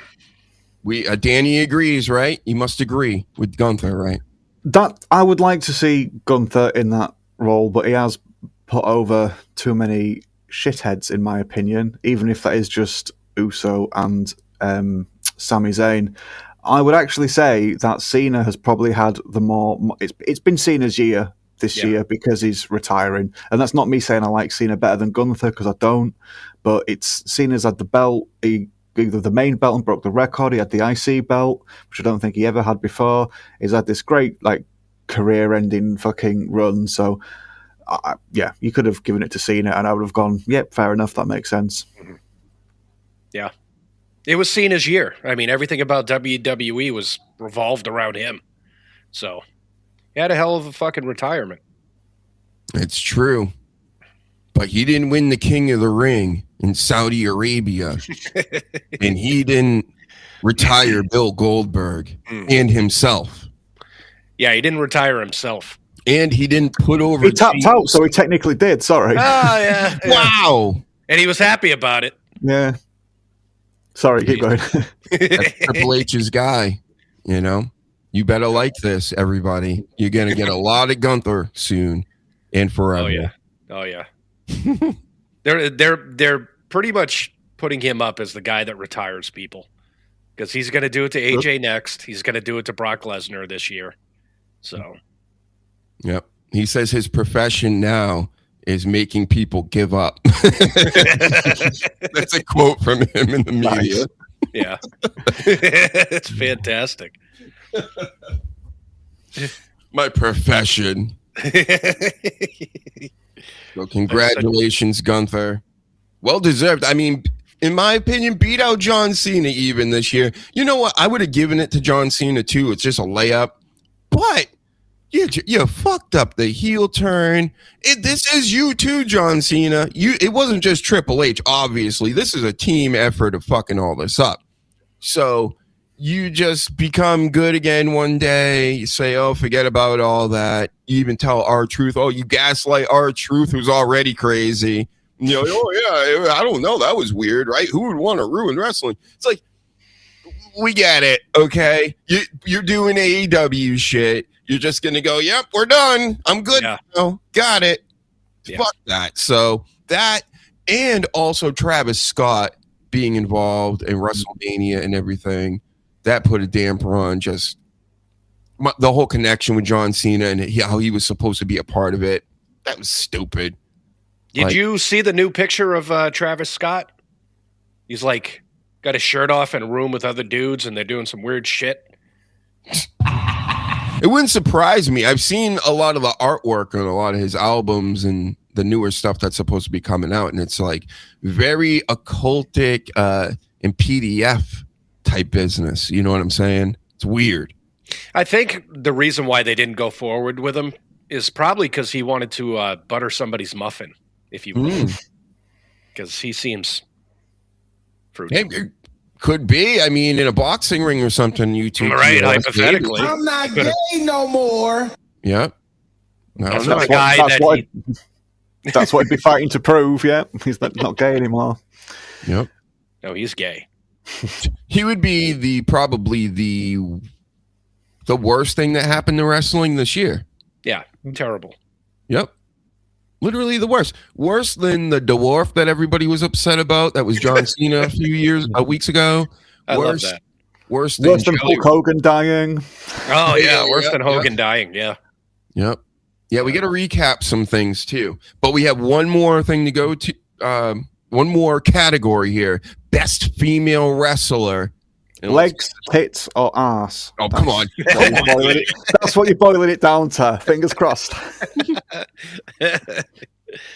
Titties. Your nominees are Io Sky. I still call her by her Christian name, last name and everything. The Sky family. Shout out to you guys. Asuka and Becky Lynch. Surprise, right? You know, I'm not a Becky Lynch fan. She had a great year. She stole the spot of Bayley's at WrestleMania with Lyra Valkyrie. She managed to get the Intercontinental title. I think she went to NXT and was a title holder there. And if she wasn't, she was keeping things moving there. No, she was pivotal also in screwing Punk over too. Yes, she slapped the shit out of him. On two occasions, and hit him in the pee-pee. Yup, and hit him in the pee-pee. And then the whole thing with Maxine Dupree, and she's raising her up now. Yeah. So Becky Lynch is also on the. You made the list. And the HUGEie goes to Asuka. Wow. Asuka of all people, right? Wow. I'll tell you this. I've watched a decent amount of wrestling this year. And this Asuka, she's keeping everything together. She's bridging the gap between the Japanese and the English. She's making sure Kairi Sane's in her right place at the right time at all times. She's doing it with Io Sky. She's quarterbacking everything out there. She knows what the fuck is going on. She is the glue that makes all of this stuff happen. She's evil. She paints her face before every show differently. She's keeping it fresh. She's slapping Kairi around and getting that whole gimmick over. She's one of the few very evil female wrestlers. I mean, we got her, Nia Jax, Judgment Day girls, Chelsea Green, right? But she's one of the ones that's like an actual threat, compared to especially Chelsea Green and stuff. But Asuka, that's why she gets it. I think she showed to be the most valuable and always good. Came back from the injury. She's got the knee brace on now, but she hasn't really slowed down. And she's great. She looks like she did 10 years ago. Yep. And she doesn't swallow. She spits. So that's right. She made everybody greenish blue this year. Right. I love that. Mm-hmm. Make hair look like Shrushy. And then I make bitches look like a tree hook. She's also teaching Stephanie. She's also teaching Stephanie Vacker English. Yeah. They go to the same linguist teacher there. Yep. I don't do just double kiss. Don't ever talk over Stephanie Vacker.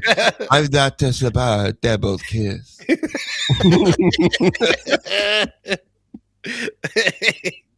Sorry, Danny, go ahead.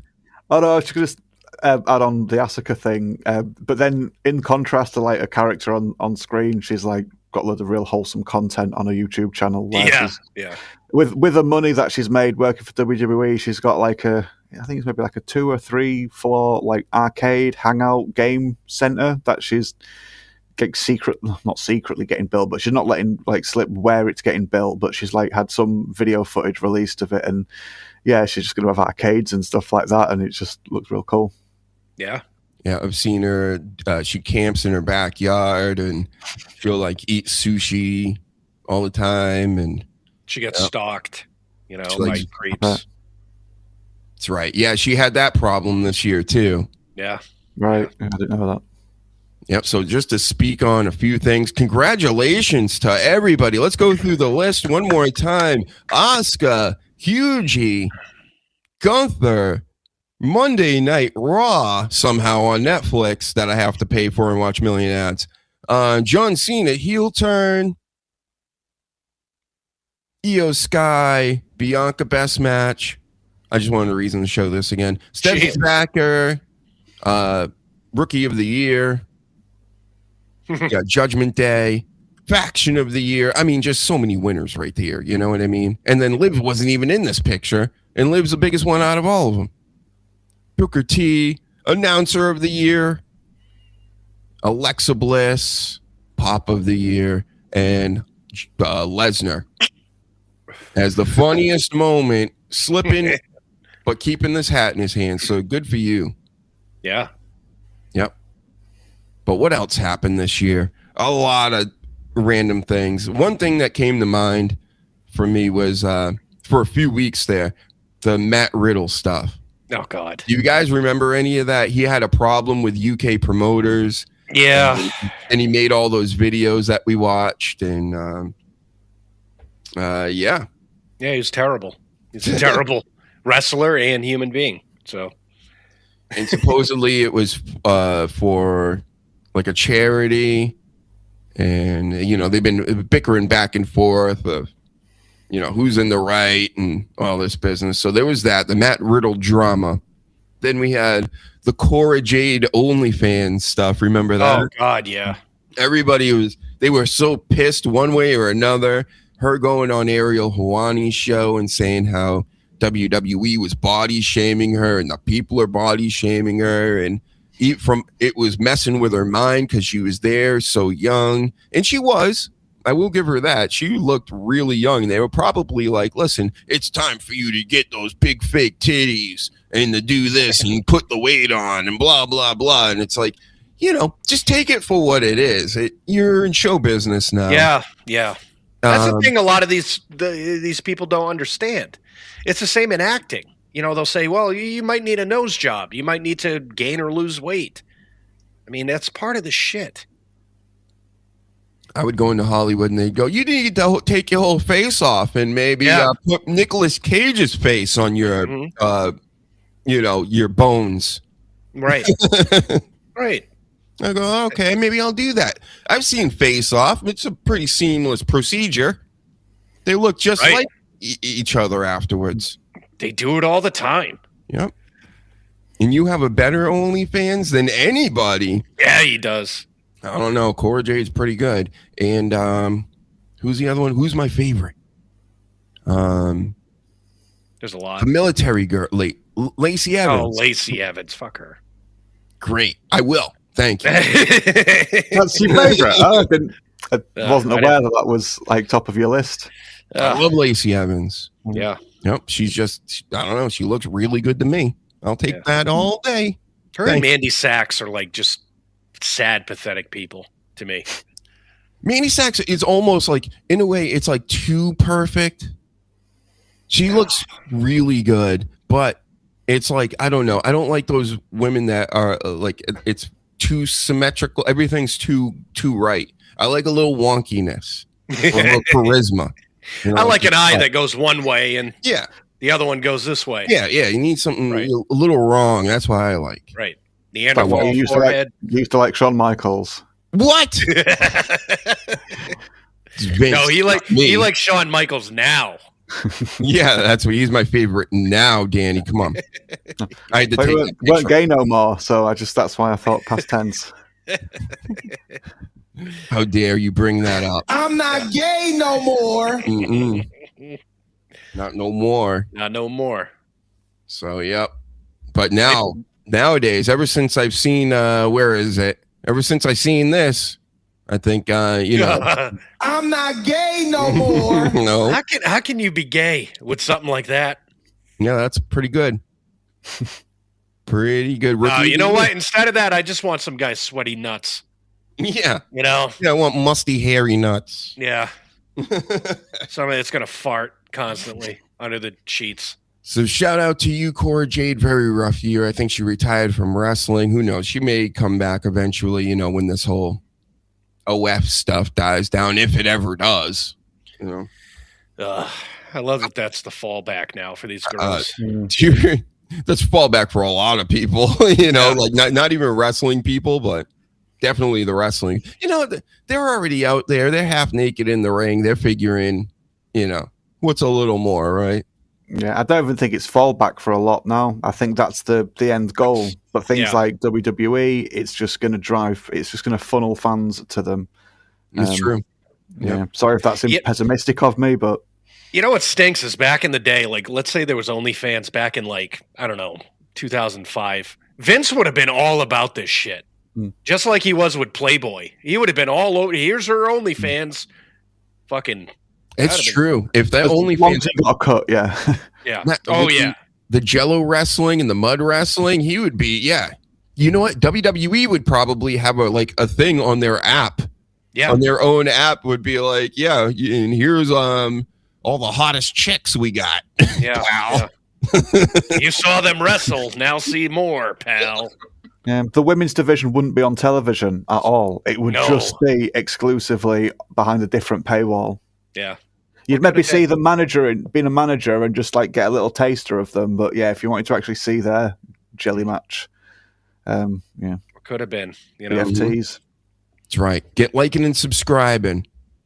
We'll have some someday. I don't know. I gotta talk Jess into it, or I gotta find somebody that's willing to do it. We'll get it done though. All right, thanks. I'll do it. Fuck it. Yeah, you got BFTs? I can.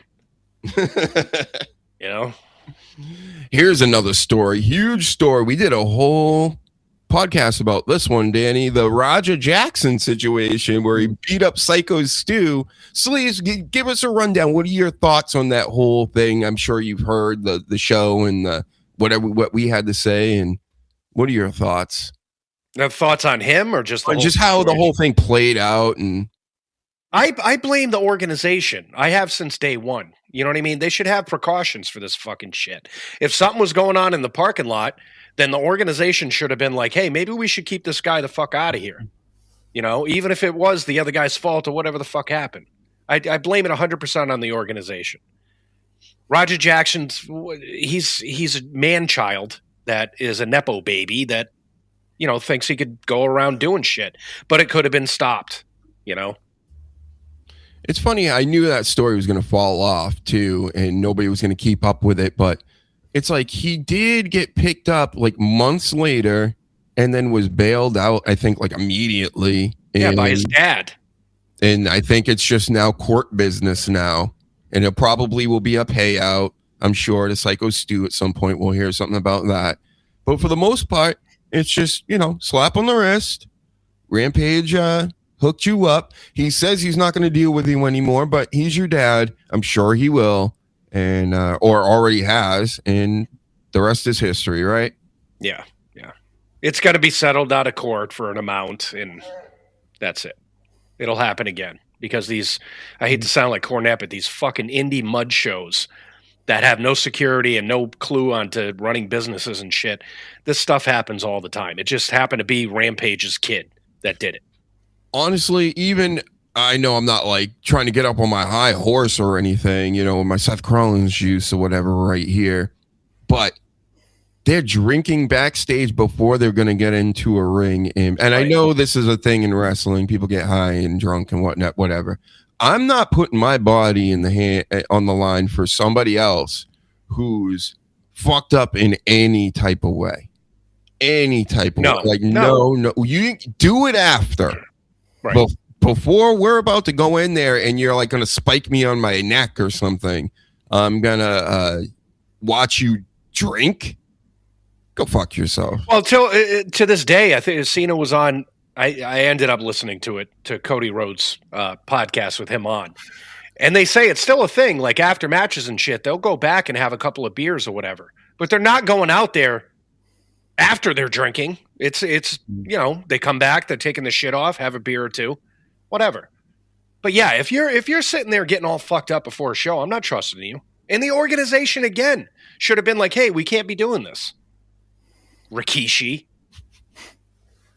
Yeah, it was like a thing that supposedly it seemed like a normal thing. That's kind of like it was like a way for them to, you know how it is, sleaze, when all these fucking middle-aged guys get together and they want to they're doing something. They got bands going, they got this or that going, and they want to get the tie one on and have fun. It's like, but you got to perform first. You still have a job to do, you know? Yeah, that's why I laugh when I watch my favorite podcast again, MLC and Kevin Brennan. He does like meet and greet type get-togethers with his people and stuff, but he's like, I'm not doing a show.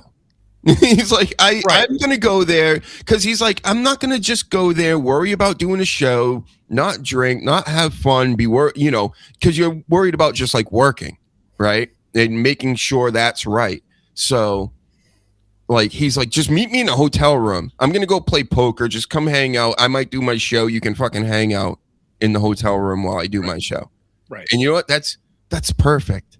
That's really how a lot of people should be doing things because, yeah, this whole business of getting out in front of the public and hanging out with them, but still trying to provide some sort of a product at the same time, it's like, nah.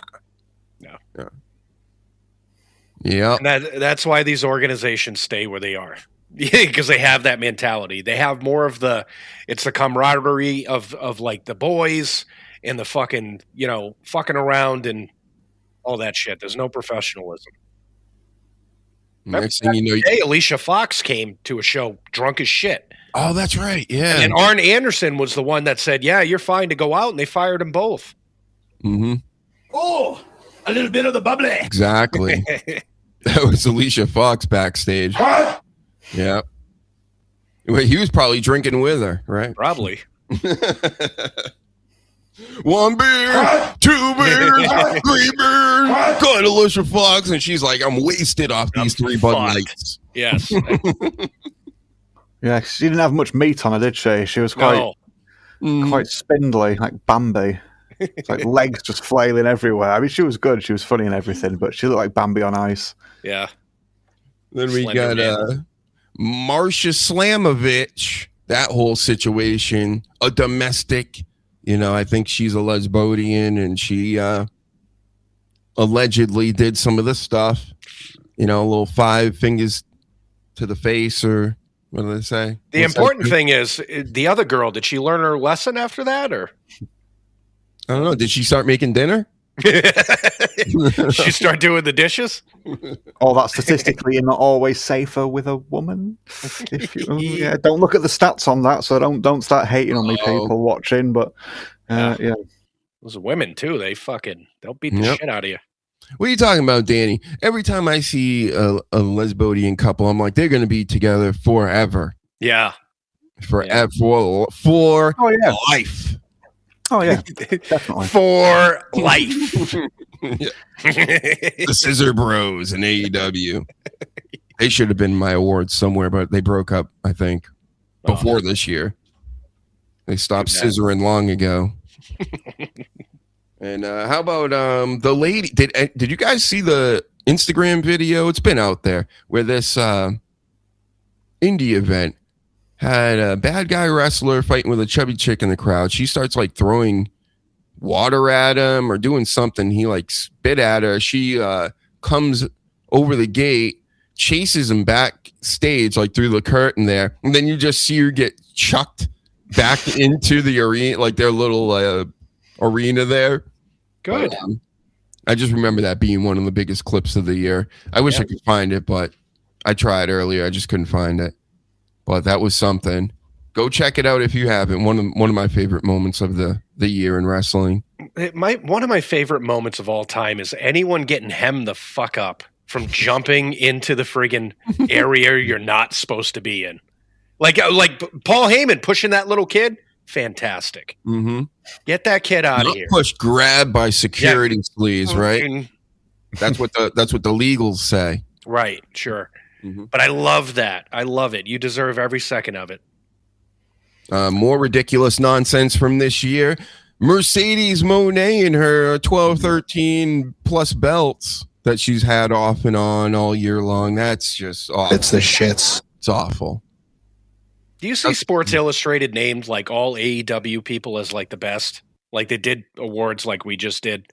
And like Mercedes is Women Wrestler of the Year. Ugh. It doesn't interest me. That's not something that pulls me in. Like, you got to watch this. This chick has all these belts. Like, and I know she's Sasha Banks, and I know she can go. She's good in the ring, but it's not like she doesn't draw money. She never has, really.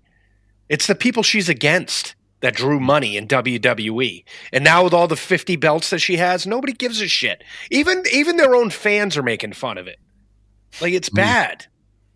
Mm-hmm. Like with a lot of people, though, and just like the history of AEW now, they've proven that they've made WWE look good because WWE can like cover up people's faults and they can amplify people's positive sort of traits.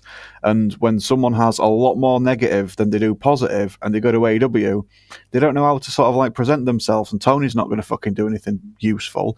No. So just all the negative stuff that they haven't been able to do before because WWE held them back when they were doing it a lot of the time for a reason.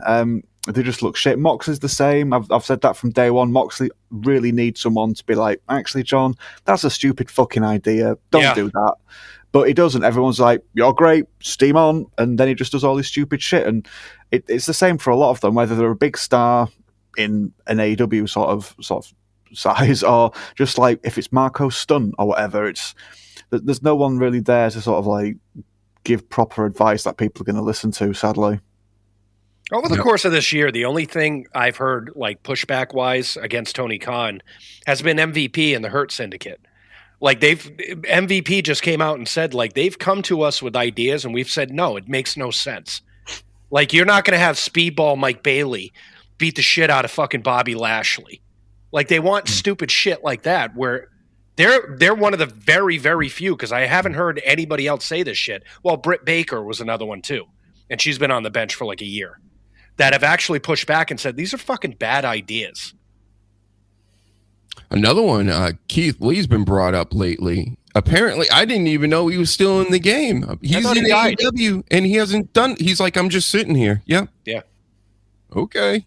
Another one-trick pony. His matches in NXT, what you would see with him, and what was the guy? The big guy. He's changed his name now. Dominic Dijakovic. What was his? Dijak. Dijak, yeah, that's what he's Dominic. He's just Dijak now. The matches between Lee and Dijak were really good, but after that, just Lee exposed himself because that's all he could fucking do, and it's just like, oh yeah, look, the big guy doing the moonsault or whatever, or the backflip, and it's like, what else can you do? And it's like, that's it.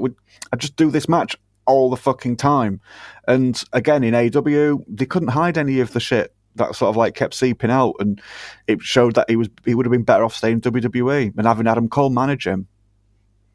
There's so many. There's been so many releases where people are up in arms, and why did this happen? Karrion Kross and fucking all this shit this year, especially, where I can make sense out of all the releases to you, because a lot of it is like I believe that Karrion Kross, they would go to him with an idea and he'd be like, yeah, whatever, it's not as good as mine.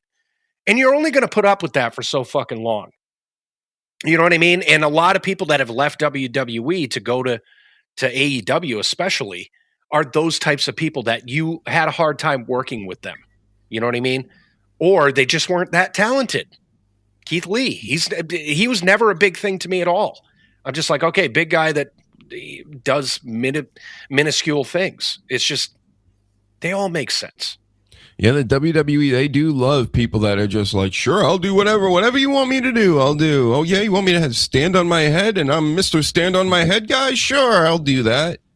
It's like, well, Well, Tony can tell you every other week that he does the booking, but he doesn't. You know what I mean? Like these guys come to him like Jack Perry with the stupid thing that made CM Punk fucking pissed off and all these other things, and he goes, "Yeah, great idea," because great. I don't know how to fucking tell you no. That's why you see all this stupid shit. They've created a niche on a lot of this. I think over the years, AEW's been around long enough where, they got the sickos now. Yeah, they got Blood and Guts. They have, or they've had Moxley the 13th drowning people, and remember the spiked bat this year that we did a whole thing on that. That was amazing. Yeah. I like it because we get to talk about it, and it's exciting for that because it's so funny. Like there's a picture of like the nails coming out that are like all spindly and it's like sticking into his skin. It's like it's like close to your spine, bro. You don't want to get any like weird metal parts near your spine or anything. It's just, and that's all John Moxley. That wasn't Tony Khan that came up with that shit. That wasn't Tony Khan that came up with a fucking fish tank that somebody tried to drown somebody in. Like this were these idiot wrestlers going up and saying, "Hey, I got a good idea. How about I almost die tonight?" And he goes, "I can't say no." And he goes into his room and, does booger sugar for the rest of the fucking night. Or it reminds me of even like Swerve Strickland. Everybody seems to really love him in AEW, super over. He's got the whole Swerve's House deal. He's got the manager. And then he's stapling his tongue and things in matches. It's like, you don't need to do that, bro. No.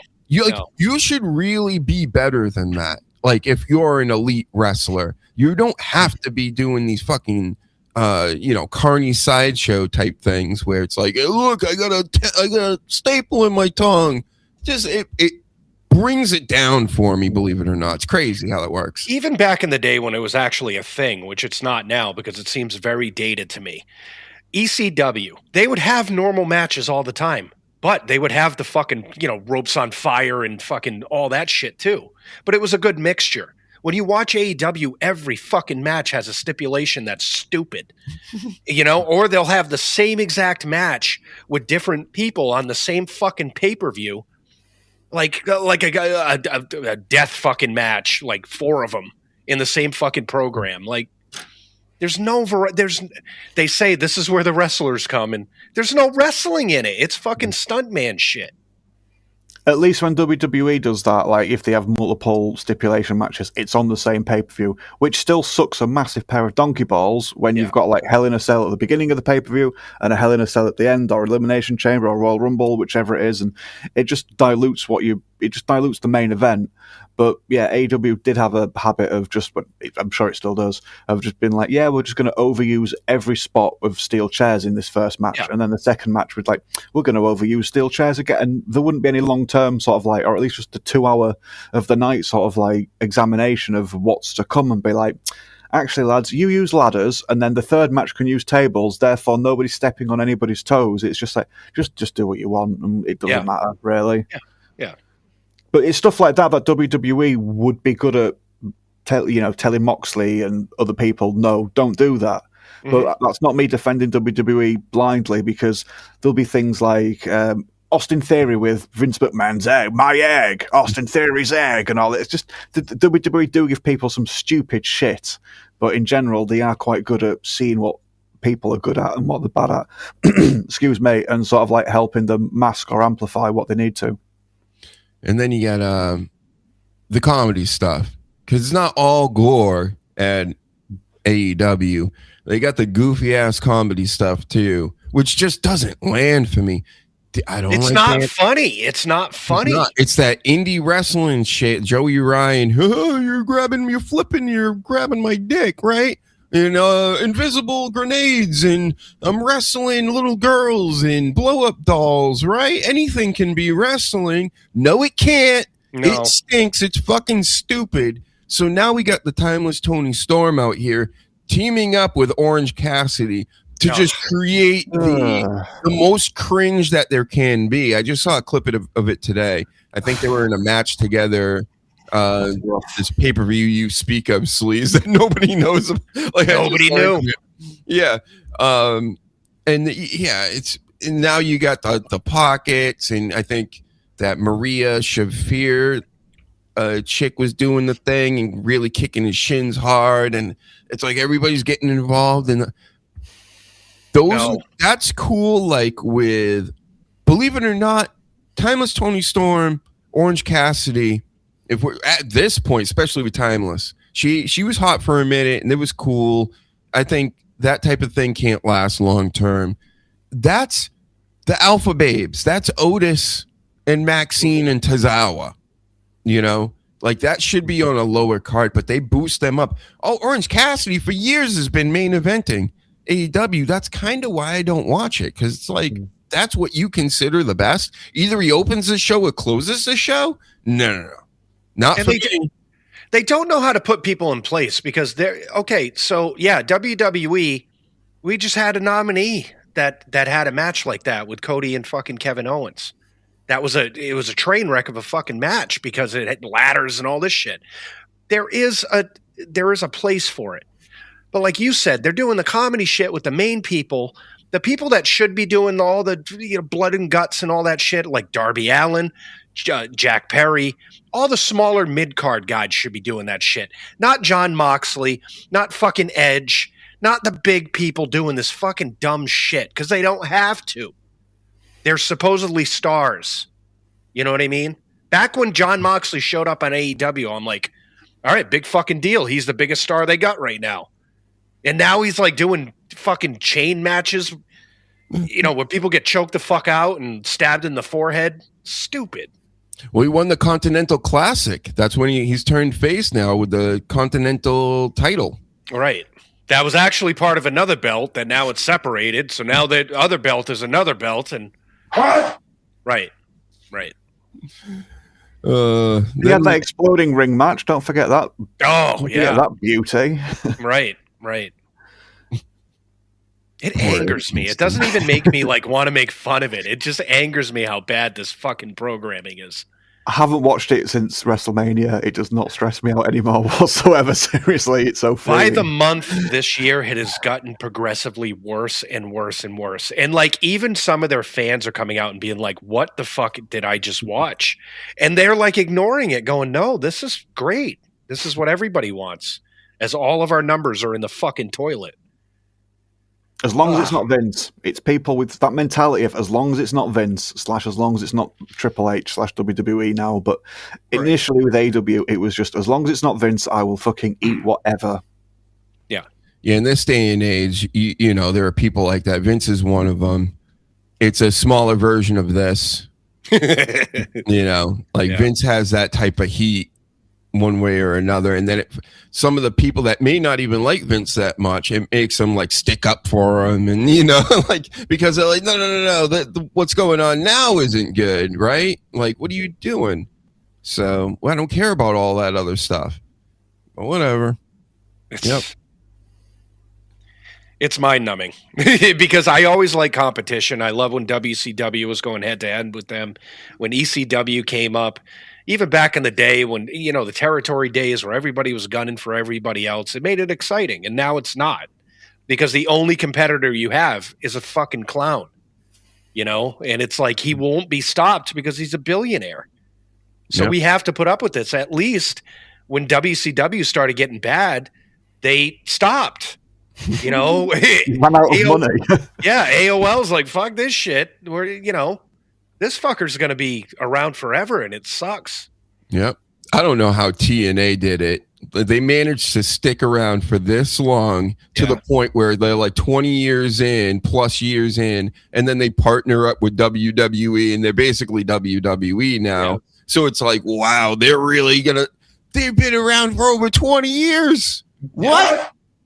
That run in the noughties was fucking brilliant. It was, It really was, and it's such a shame Hogan and Bischoff sort of shat on that, and Dixie Carter. But yeah, the 2000s, yeah. I think it was from 2002 until maybe 2009. I'm trying to Don't remember the dates exactly, And but it was really hot, and people sort of like got a lot out of it then. So fans of that era will keep dipping into TNA every now and again just to see how it's doing, and they obviously got enough goodwill from people that they've just managed to keep the lights on. But if they didn't bring in the Bischoffs and all the WCW rejects, and just stayed the course, they could have been a competitor. You know, like for a short amount of time, like during that time, Danny said they were hot, and you were like, "Holy shit!" You had people that were switching to CTNA. You know, you had AJ and you had fucking Kurt Angle and Bully Ray and all that shit, and it's just Perk. But you know what I mean? And then it's just then they just handed the keys over. And they had the younger guys too: Samoa Joe, AJ Styles, Chris Daniels, Pete Williams. Yep. So what else happened this year? The corny stuff. How about just this week or so? Supposedly he was going to do something with AEW or A&E online, or the TV place there, not AEW. And he turned it down. It was something that had to do with Kane, some program, probably one of those shows after LFG or whatever, where they talk about one of his matches or whatever. And Jim Cornette's like, I'm not going to deal with Kane because Trump.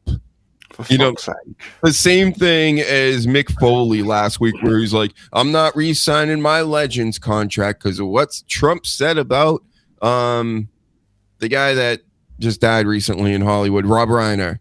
Yep. Mm-hmm. So, Trump, you're ruining our wrestling. No Mick Foley, no Jim Cornette on these random shows that we might see. It's all your fault. Cheater. I'm not saying anything politically on either side, but Mick Foley's a dick. Like he's basically saying fuck you to the company that made him a millionaire. You know what I mean? And pretty much a household name. So you're turning your back on that because maybe somebody in the office is a Trump supporter and Trump said something stupid. Like, fuck off. Yep. And you know Corny, of course, he's crazy with the politics. He's very hardcore left. This is my world. Everything else sucks and it's stupid, and you're an idiot for thinking anything else other than blue team. Got it. Yeah. But he hasn't looked outside for like 30 years or something and seen the field changed. Never mind. Yeah, that's a shame that he's still doing that, because I've said before to you guys, that's why I stopped listening. And me and the missus used to listen to both his shows all the fucking time each week. I listened to it when he first started with Alice, and I was driving for a living. I was getting up at like 3-4 in the morning and just needing stuff to listen to while I was driving a van. So yeah, it is a shame, but if he's still doing that shit and he can't just fucking talk about one of Kane's matches, not even like, oh, can you just tell us what you think about Kane, I don't know, becoming the mayor again? It's not that. It's just like, could you just do some commentary over this match? It's just fucking childish. TDS. Yep. Yeah. Like, get over it, bro. I got beliefs. Doc has beliefs. Danny has beliefs. Jess even has beliefs. And it's not going to stop us from doing the show if we don't agree. You know, like, that's childish to me. For Mick Foley to come out and be like, well, I'm just going to sever all ties to a company that just, you know, pretty much bought the house that I'm fucking saying this in. Like, you're a child at that point. It's because we can disagree with things and we can talk about what we believe, you know, and put points across, whereas they can't. They don't have made arguments. They've just memorized arguments. So if you were to challenge Cornette, it just explodes and just starts motherfuckering, and Foley then just sort of like gets upset as well and just start calling you names. Yeah. And then Foley just sort of like will just go inwards and start thinking about his Christmas wing at home and just be like, oh, I wish I was sat in my Christmas wing where I pretend it's Christmas all year round because I've had that many fucking hits to the head. The only sort of like solid, stable memory I have that I enjoy is Christmas time, and that is very sad. And I say that not just taking the piss, but that is very sad that is what he seems to fucking live in at the moment. But then when he comes around and just like Sleaze just said, disrespects and just says, oh, I don't want to fucking do anything for the people that sort of like gave me all this money, because he wasn't one of the biggest, best wrestlers. he did the things that other people didn't want to do in a lot of instances, which is fall off the big thing. And most people would be like, I ain't fucking doing that. I'd rather wrestle a 20-minute match than just get paid for jumping off a thing. And I liked Foley in the ring, I did, but it just nowadays, it's fucking insufferable. Yeah. It's a sad thing. It really is. And stupid and childish. Yep. So hopefully that dies off next year, right? Nobody will be political anymore next year. We'll work on that, everybody, right? Yeah. We'll all find grey areas and nuance, and we'll all learn to start accepting people from other political parties into our lives again. Right. I always go to this, like Tom Cruise is a perfect example. Mama Sleaze fucking hates him. Hates him because he's Tom Cruise and he's a Scientologist and everything that goes into his personal life. I don't give a shit. I love Tom Cruise's movies. I like Maverick. I like fucking all that shit. I don't give a fuck what he does as long as he makes it so I enjoy a movie. I don't care. Yep. Trent Reznor from Nine Inch Nails is meant to be an absolute prick to work with, but if you think you're taking my copy of The Fragile off me, you have another thing coming. I will just, sometimes you can detach like the artist from the art, and you can still enjoy some things. Hey, I still like Shawn Michaels matches, even though he blocks me on Prime Twitter. example. How dare you? Yep. So we got a few other things that happened this year. Everybody was outraged by a quick one. Jacob Fatu, remember his rap album? Everybody was all upset. He's using the N-word in a rap music. Why? Oh, what? How dare I thought you? that was used in country music. Yep. So that happened. Here's a big one, though.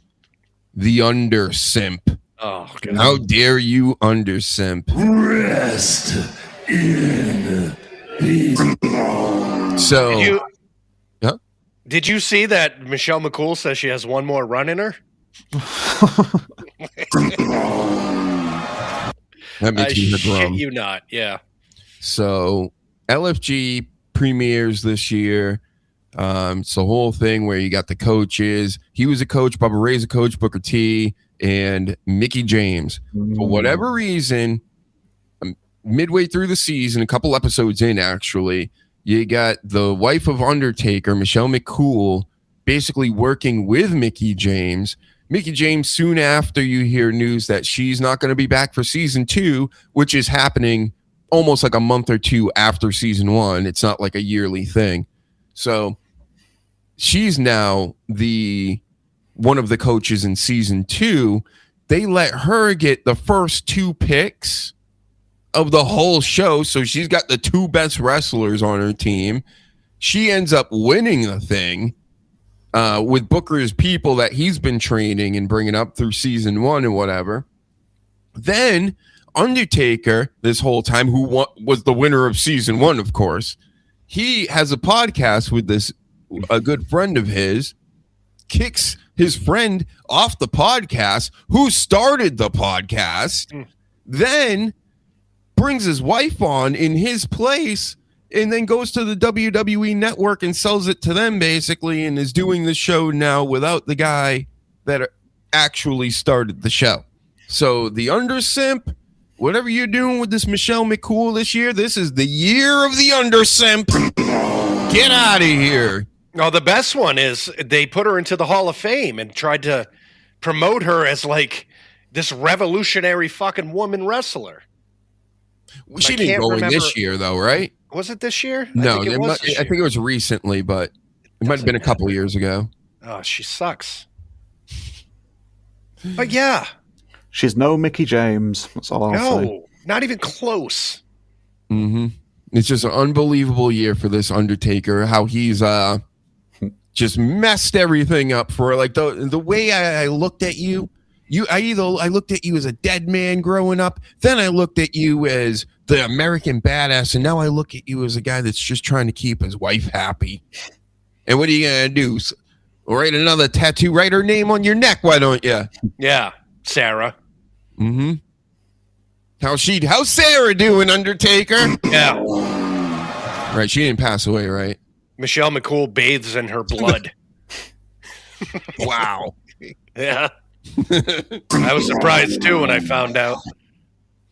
baby beating to bathing in blood now. I hope that if Michelle McCool has one more run, it's with Asuka.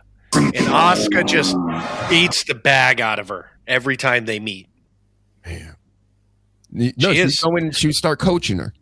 Oh, Nia Jax and Jade Cargill. They're the only two opponents she's allowed. She's going to get dropped eventually. Really fucking hard.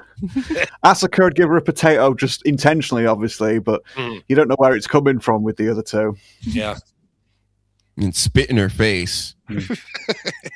She loves spitting in people's faces, so. There you go, Michelle McCool. Yeah, You're not so cool now. You lukewarm. Sorry. Michelle lukewarm. And then, of course, a huge story this year. The brother himself passed away. The story's gone away. Bubba the Love Sponge putting a lot of news out there. Ric Flair came out at one point, said it was street drugs, brother. And then people are like, shh. So the rumor is, I think he, obviously $1 million back surgeries, all banged up, old-time wrestler in his 70s, doing the perking it up and stuff, right? Trying to feel good. And his doctor was like, I'm not going to give you any more. And he was like, what, brother?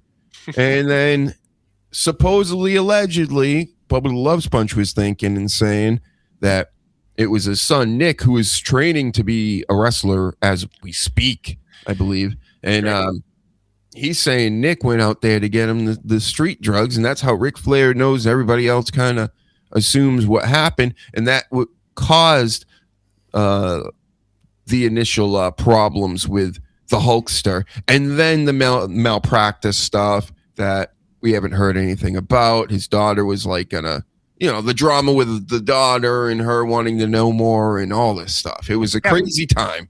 We didn't hear anything about that. They said they were going to sue the doctors and all, and then it just died. So, yep. Similar to the Roger Jackson story. These stories, they pop up, people are outraged for a few days or a week or two, and then boom, it's gone. Then they move on to Trump. Yep. Then it's something with Trump again, right? Yeah. And then a big Twitter beef. Remember Ricochet versus Javon Evans, the young OG this year? And in this back and forth between the two, Javon Evans, of course, on NXT, Ricochet and AEW now. And they're just going back and forth. And Javon Evans called Tony Khan a crackhead. What?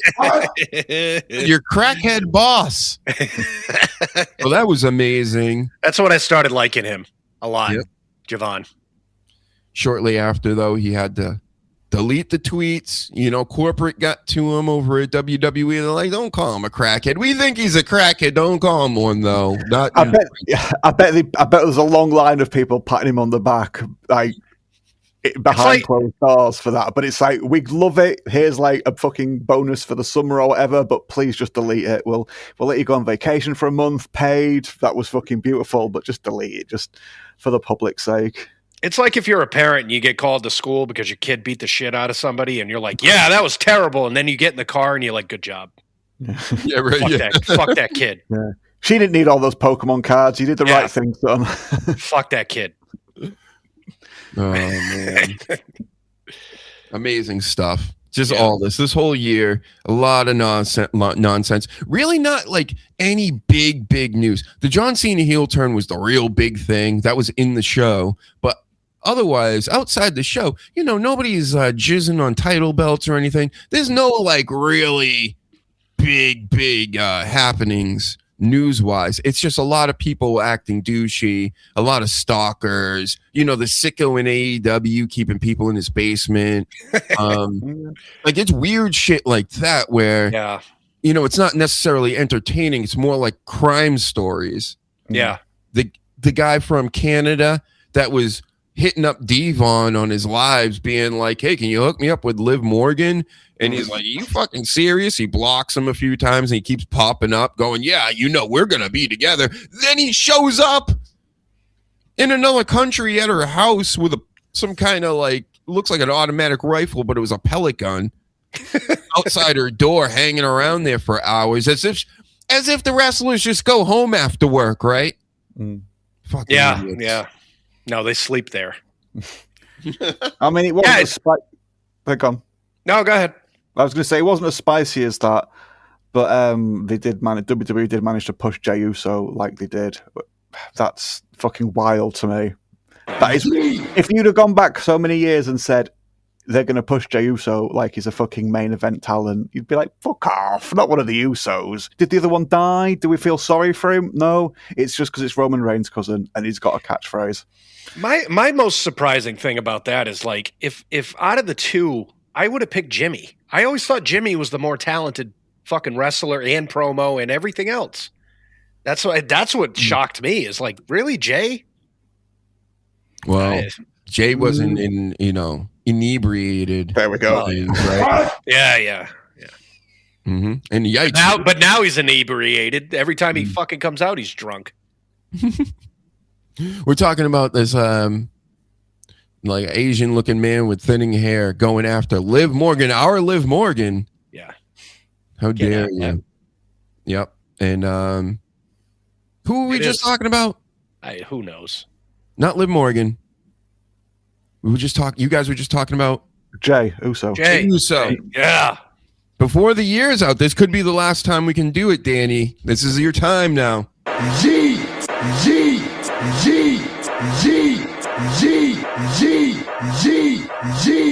Anytime now. I can still just hear a J and not a Y. So no. Keep doing it. Keep doing it. Not allowed to slur. I didn't say it. He says it. Whew, I'm fucking gassed. now try to wrestle. No way. Barely stand up if I wanted to. Yeah, we'll get you to yeet one day. One day. If the WWE signed the Dr. Huge show to their little podcast network and they signed it into the contract and they said the only way we'll do this is if Danny Damage yeets on your show, then would you do it? Would we be WWE bound? Not immediately. We'd have to sort of like delay it a while. So people we need contract negotiations over maybe a year into it or something. I might let one out, but if you give them to it on the first week, then why are they going to come back? Whoa, that was a delayed yeet. I think I tore my rotary cuff. Yeah. Shit. You'll get a little delete. That's the closest you'll get is a little delete. Yeah. Delete. No yeet. Nobody deletes anymore. Deleting is so out. It's out with the crotch chops. Yeah. Yeah, we yeet now. Is the new delete. G.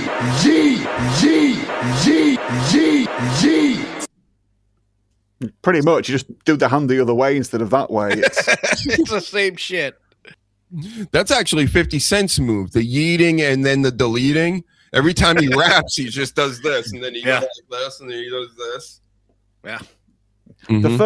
I think another reason I'm not a massive fan of it is the first time I heard the phrase yeet was that fucking surgeon, that American surgeon that was doing all the surgeries, removing body parts of the young, vulnerable people, and she was yeet the teeth, things like that. And she'd take the penis or whatever and throw it and yeet it? Yeeted it? Oh, just removing them. And she'd brag about, she's called Sonia or something like that. Blonde fucking lass, crazy eyes, absolutely off a fucking rocker. But every photograph she had with like some young person who had breast removed or something downstairs removed, she just looks fucking maniacal. And then she's doing TikTok videos trying to lure them in for more business. And she used the word yeet all the time. And then Uso started using it. And I think that's part of why I'm like, I'm not into this. It's just... Yeeting comes from that kid online that took a CD and threw it down like the street. And when he threw it, he made the yeet. Right. But then, if you're coming and getting breasts removed or something, then you're yeeting them, you're getting rid of them. So it's... I think that's where she got that from. He cut off the penis and yeet! Yeah. Well, when you put it like that, Danny, it's not as fun. Yeah, I don't want like it. penises and boobs. I don't want to eat anymore now. Mm-hmm. I'm I'll sick eat of like this. Yeet, yeet, yeet, yeet.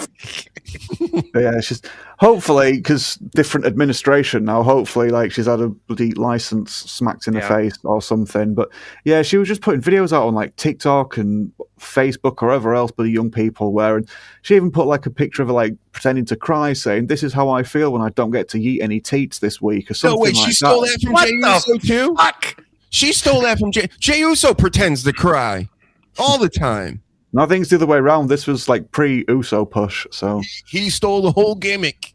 Wow, you heard it here first. Butcher. Wow. Maybe this goes hand in hand with It very well could do. Mm-hmm. Wow. My mind is blown. That's code for people that watch the show. You know, if you know, you know. Sounds like that would almost ruin wrestling. It would. That would ruin wrestling, John. John Cena recognized. Yeah, that's right. We will recognize you even after you went out like a punk ass bitch. Punk ass bitch. Just like that. Even Gunther said he went out like a little bitch. Wow. And Taps like a little bitch. They even have T-shirts now.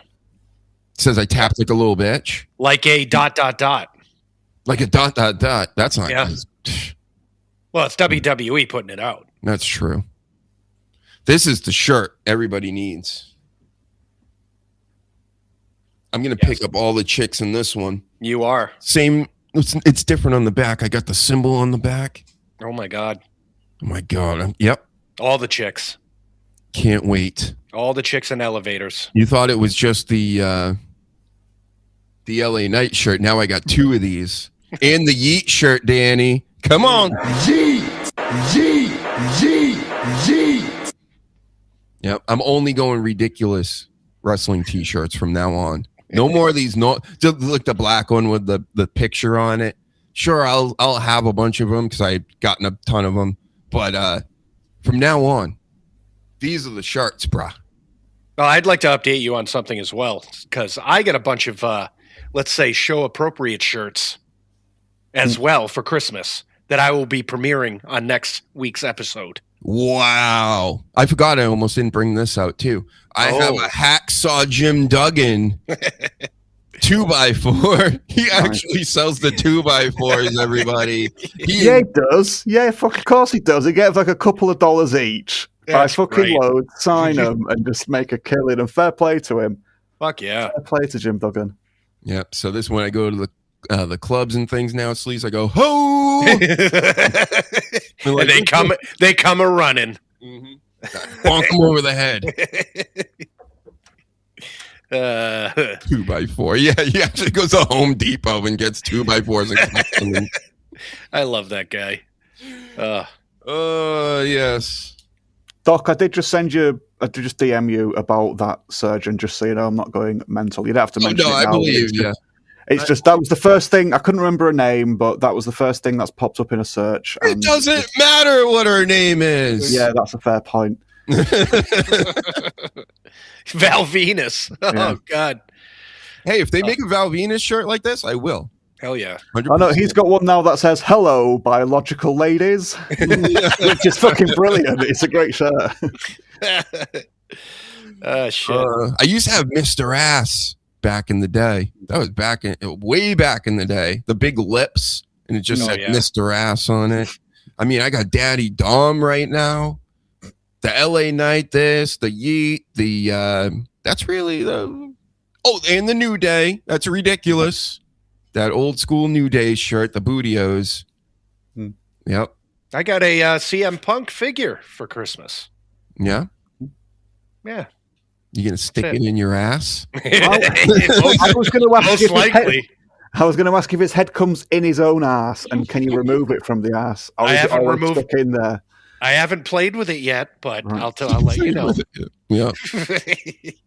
That's what I'm telling you. That's what a lot of the indie fans did, especially these lady fans that were all hardcore into indie wrestling before AEW, right?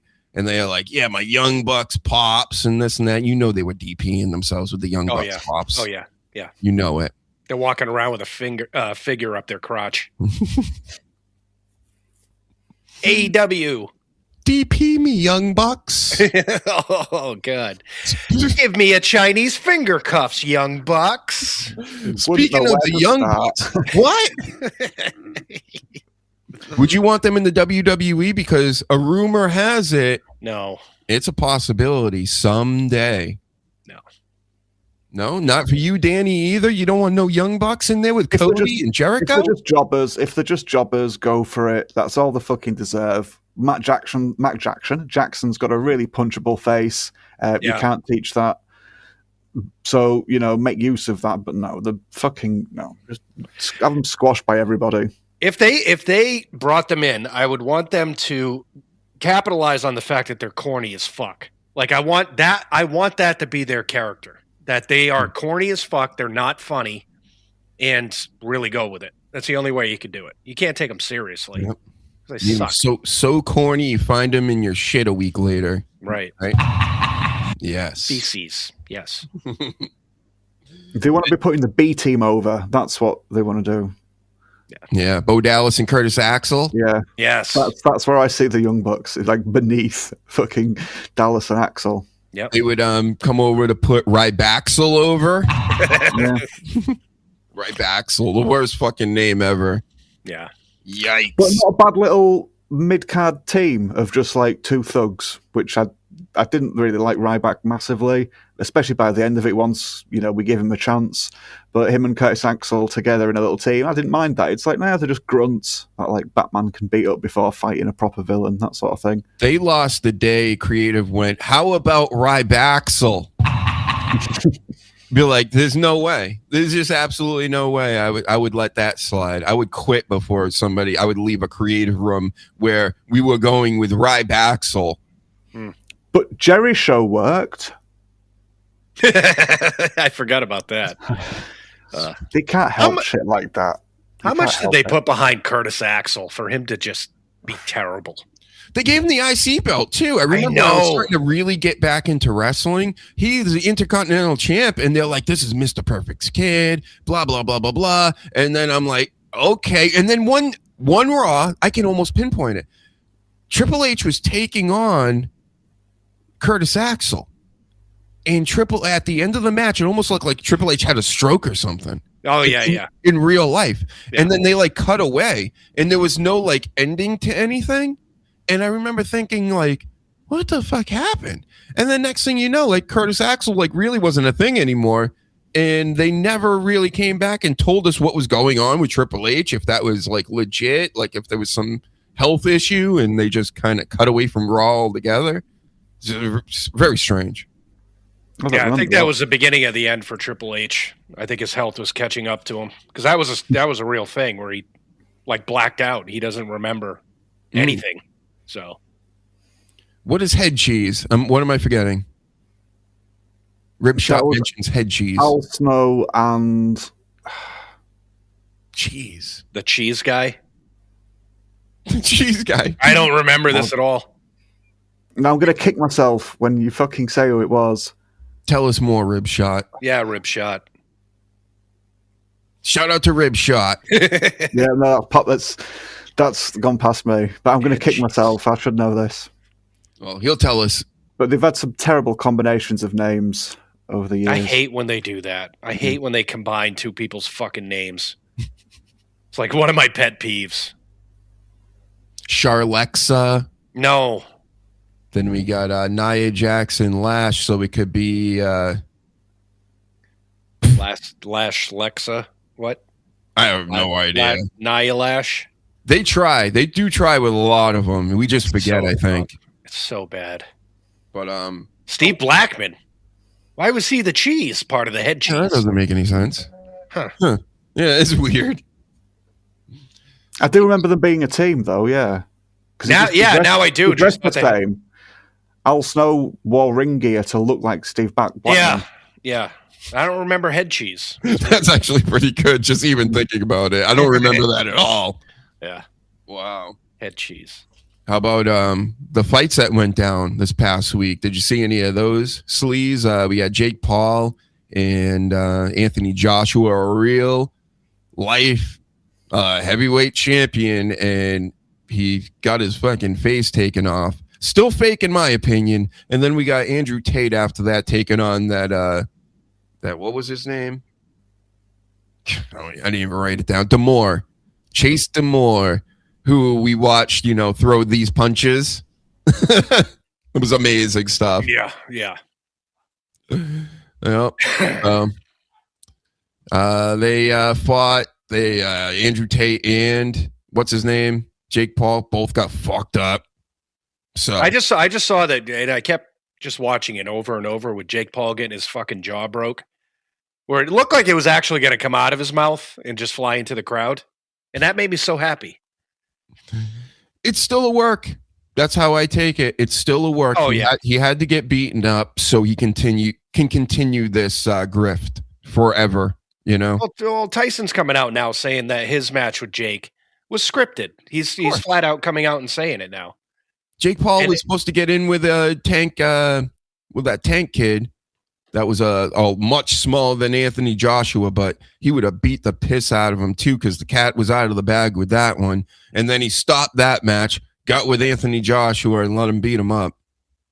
But he went 6 rounds. Oh, good. Right.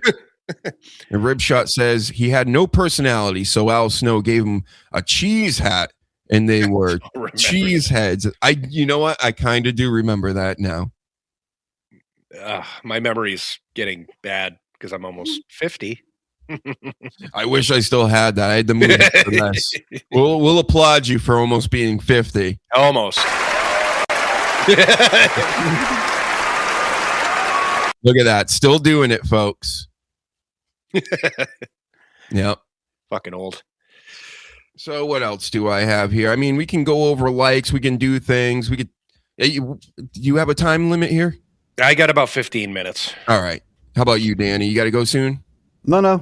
I just was I'm not 50 yet, but I'm needing to pee a bit more frequently than I used to. So I just couldn't hold it any longer. Sorry. Yeah. So your bladder's almost 50. Yeah. Well, I could also save stuff. We did get through the awards, so that was a chunk of the show that we needed to do. Tuesday, I plan on coming back with Tuesday Night Jess, of course. And if anybody has time off during the week, you know where to hit me up. Links will be sent out to whoever needs them. And I'm free all fucking week. Yes. Yeah, maybe we'll do a bunch of shows this week. That's the key around here. We need subscribers. We need you to hit the like button, and it will give me, a little motivation to do more shows and things. So I got to book more. 2026 is year of the Dr. Huge Show. We're going to take over. This is the plan. It's all been mapped out. It's been foretold. It's been written by all the ancients. Mm-hmm. That's what's going to happen. So everybody get on board now, because we're taking this thing to fucking new heights. Fucking heights. Are we the ancients? Are we the ancients? Yes, we are. We're the elders now. Except some of these wrestlers are still way older than us. CM Punk's like, what? 50 a year younger than me. That is a year younger. We're not going with that. They look way older than us. They move. You see CM Punk? You don't walk like CM Punk, do you? He walks all bent over like Cena now, too. No. They're all taking shits when they walk. It's the shits. Leaning forward like this. Yeah. World champion. All right. Sure. Fall over. Better get that on. Braun Breaker stands straight still. Right. Yep. Because he's a youngin'. Oh, one quick last story here. I just feel, again, vindicated. Hawk, I saw another video of Hawk from the Road Warriors back in the day, a shoot interview, where he's very confused how HBK can talk to Vince a certain way and treat Vince a certain way and nobody else can. He was very, very confused by this. He was like, could it be? It almost seemed sexual or something.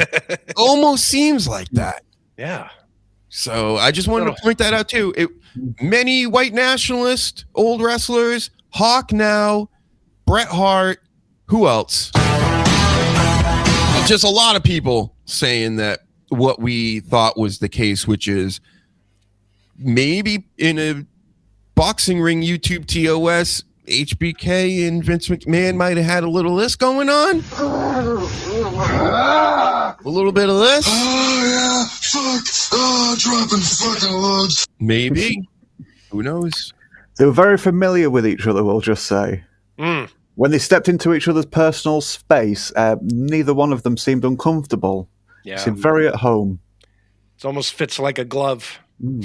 It's just funny. Every week I keep seeing more and more old wrestlers going, yeah, from like 20, 30 years. I'm like, how did I not hear about this more? And also, again, I think I was blocked because I brought it up on a show from like 7 years ago. So, yeah, might have touched the nerve there. So there's a lot of touching going on. What? Yeah. All right. Fucking dropping loads. Here we go. Oh, yeah. Fuck. Oh, dropping fucking loads. So mature. All right, everybody. Do your plugs. Where can we find you, Danny? DannyDamage.co.uk and on Twitter @BluntDamage. Join me as I am about to watch the last episode of this season of One Punch Man and cry because it's been fucking terrible. Sleaze. At the SLZ52 on all platforms, and I also have a QR code. And I want to make an announcement. Starting next year, I'm going to have some merchandise because so many people have gotten in touch with me that want Sleaze shit, so I'm finally going to do it. Yep. And of course, I got to make the show merch and push that out there too. You can go there and find all the links. Triple H pointing at it.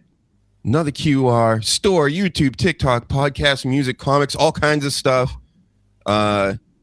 Too much to get into right now. I got a bunch of clips coming, wrestling clips, gaming clips, for all them TikTok brains out there as well.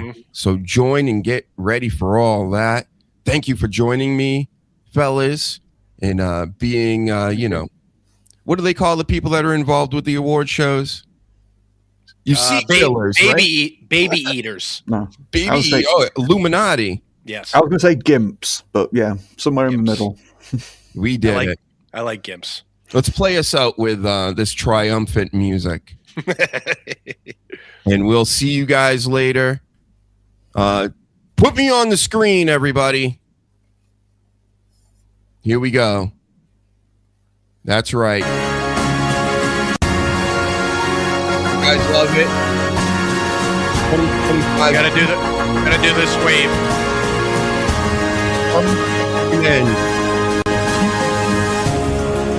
Are over.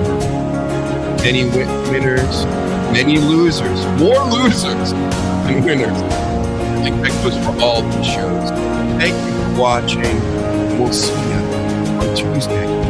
Follow, like, subscribe. Super prestigious Dr. Huge Show. Thank you for watching. Have a great night.